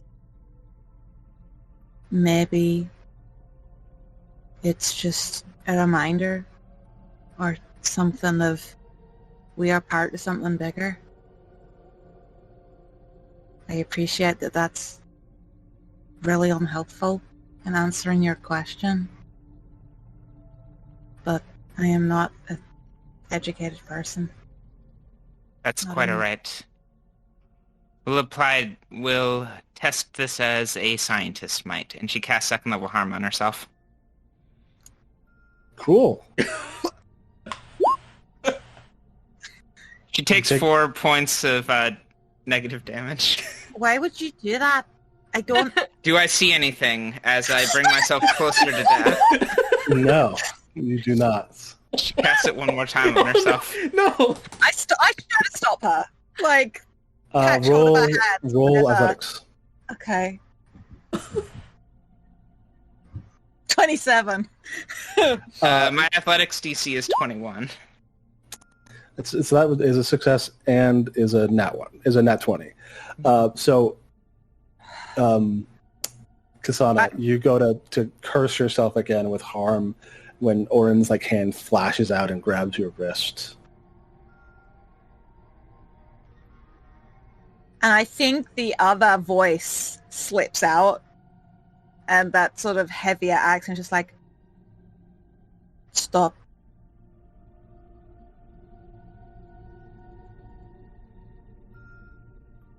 If I can just push myself, I might be able to see this thing again. No. How about this? How about I hurt myself and you bring me back? If that's the game we're going to play.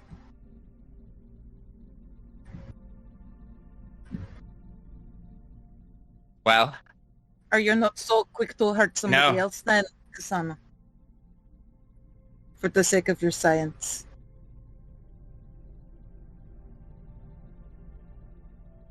others shouldn't need to get hurt. I haven't let go of your wrist. Yeah, she tries to leave and she can't. Nope. And says,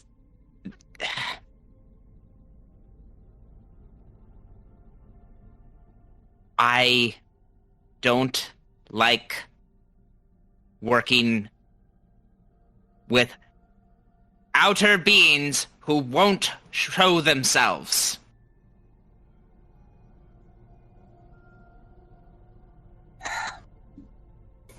You just yell shout at it to the room. Yeah, and the room is still. You can't shout at everyone, KSANA, and expect them to do what you want. I don't need people to... None of this is about making anyone do anything.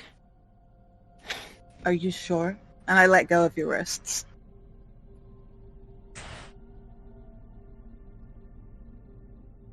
This is a dangerous, harsh world, and I want to see people approach it with their own conviction.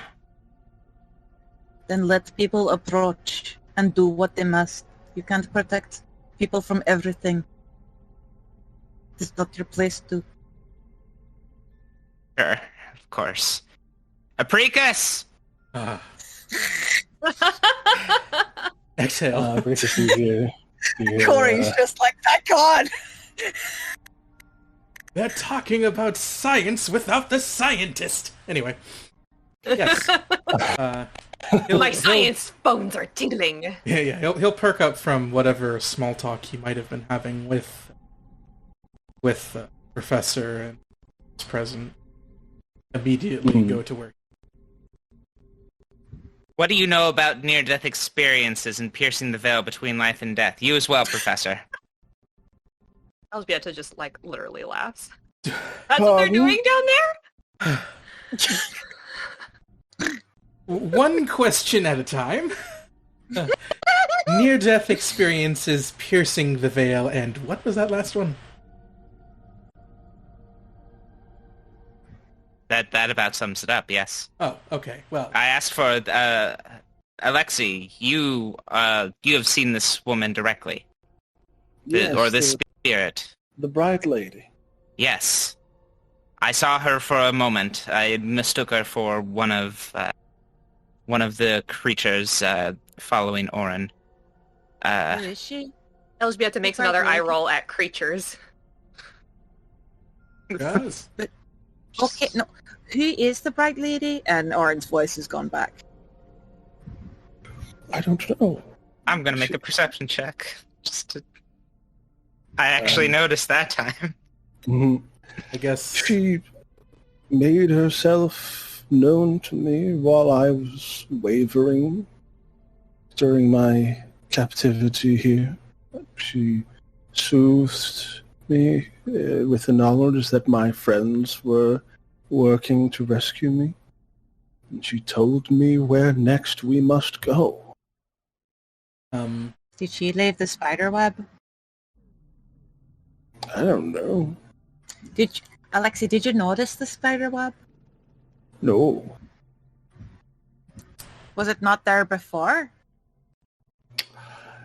But you know, Orin, when you're starving, and within an inch of your life, you're not really particularly concerned with the dusting. I just look down from my very tall height to this very short professor man. And squint at him a little bit.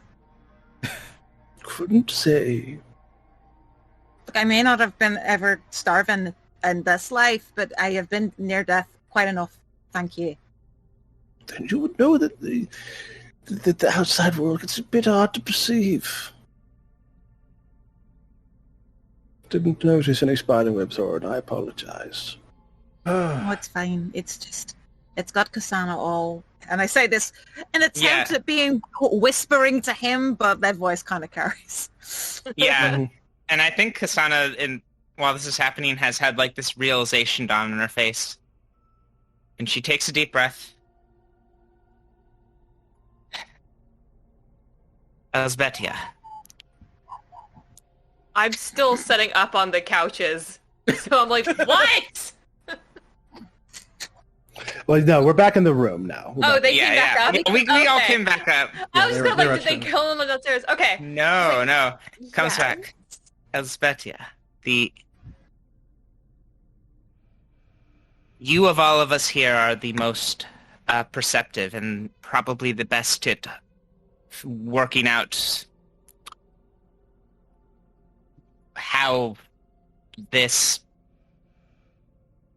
entity might have left traces in the torture room. I suppose if you really think there is a connection between the two of them and they're not unrelated. I would be very grateful if you could check on that. All right. Sure. Spiderwebs and bright ladies. We're trying to find a connection. Is that it? Am I getting this Sure. right? Roll religion. Yeah. I'll also take a flip through my notes to see if I was like, I don't have a great religion, so that's why I was like, I didn't know if Hunt would have worked better, but I'm trained up on religion. Yeah. Also, while we're making progress, can I, like, once we're all back down in the dungeon, having, group fun times, Mhm. can I sit and close my eyes and sort of, like, I basically want to kind of sense motive on the space, as it were, like, to see if I'm picking up any vibes. Vibe check, Sure. Yeah. So Elżbieta, roll religion. yeah. ORIN, roll perception. I got a 23 on religion. Wow. Well, I mean, that's kind of been tracking with what other people have been getting. Yeah. I guess Orin's, no, it didn't count. So the bright lady, you know nothing about. Yeah. You do remember that creature you saw, the one with the bird skull and the wings and the scythe. And you know that was a Vanth, which is a psychopomp. You know that Vanths, historically, though a lot of that writing is gone now, are servants of the Lady Moon. Mm. So there's, the very strong possibility that dear sweet Lady Moon just forewent a psychopomp and came directly, or this could just be another variation thereof, who came to visit the professor in his time of need. Again, what is it about the Well, What if she's cut off? Well, of course, of course she is. The necromantic energies of this. My power comes. The thing I draw upon is the energies that can't leave. Life and death are the same. They're intertwined. And we're surrounded by that death. Well, then no wonder she's taken an interest. I mean, It's like not the like... professor said. Oh, Soren says, it's not like anyone's been doing any inviting to any gods.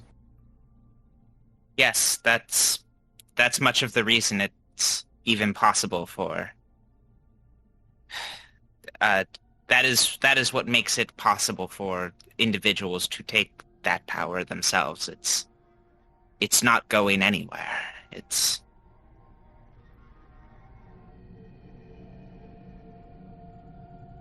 Professor, I have a question that may or may not be relevant.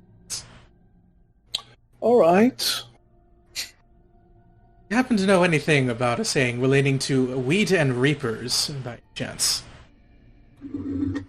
But I'm not really a theologian, APRICUS.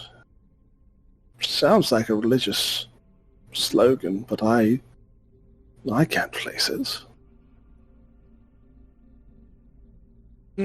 that's how you farm.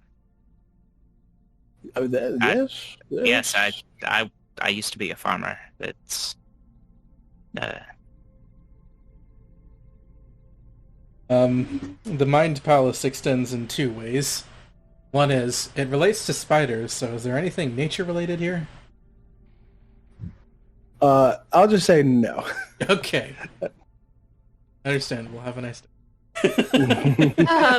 So we don't keep circling the drain. I was just like, can we should we take the spider web and give it to KSANA because she seems really fixated on this spider web? Oh no, Yeah. she doesn't care about the spider. Yeah, it's just a spider.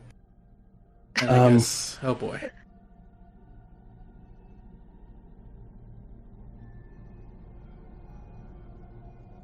Just No, giving a stink eye to Orin's gear. That's really it. The moon. Yeah, the KSANA is satisfied with the explanation that was probably the moon. Might have been the moon. Yes, but My first cycle pump was the moon. that's That's rough, buddy. Alexei says, whatever she may or may not have been, the message she sent was clear. There are spirits shackled by a terrible curse, and if they are freed, the way to freedom will be revealed.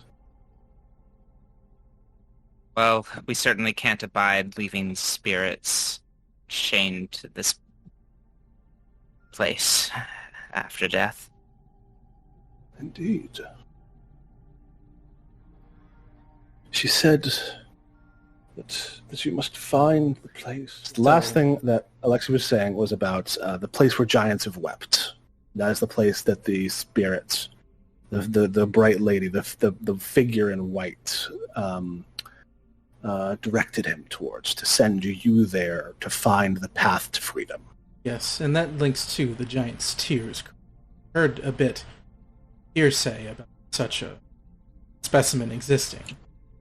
The vines, yes, that sounds like it might be it.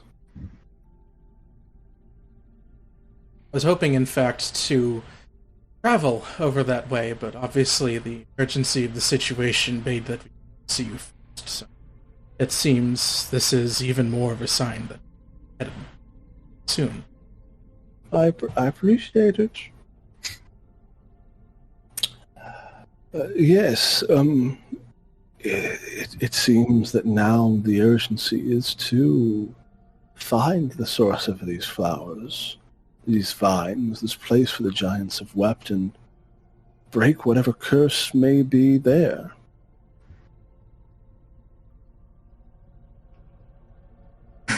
I don't want to say it, but Zoran, I think we may need to continue to have Sad Jack along with us if it really deals.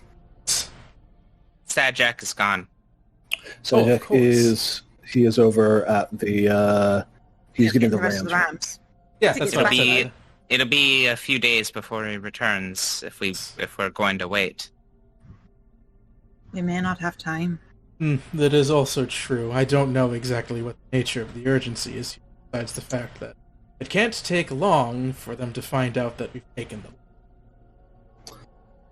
Yes. It's probably you'd want to be quick as you can, considering and we could wait a few days for Sad Jack to get back, but if you could handle this before they were able to mobilize a true responsive force, that might be for the best. Hopefully, I can't imagine any part of the woods is more dangerous than the ones around the Venatori Lodge. I mean, those are always famous last words, but I hope we tend to be surprised by that. So, what did Well- you had said it was south from here? East. Yes, as we return to the rural parish map, Mm-hmm. it is the spot who we're looking for, that you were directed to, is here. Okay.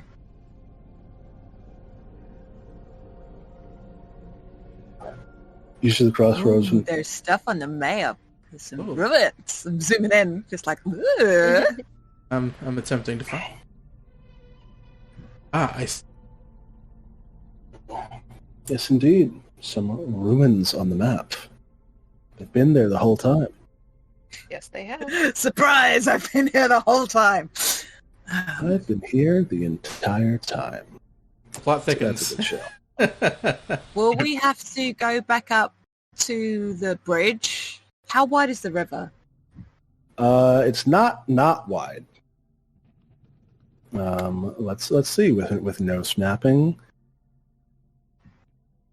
I got to change the scale of this thing because that is. I'm like, crazy. that is a 2-mile wide river. Well, right here we got the Mississippi. The water is wide.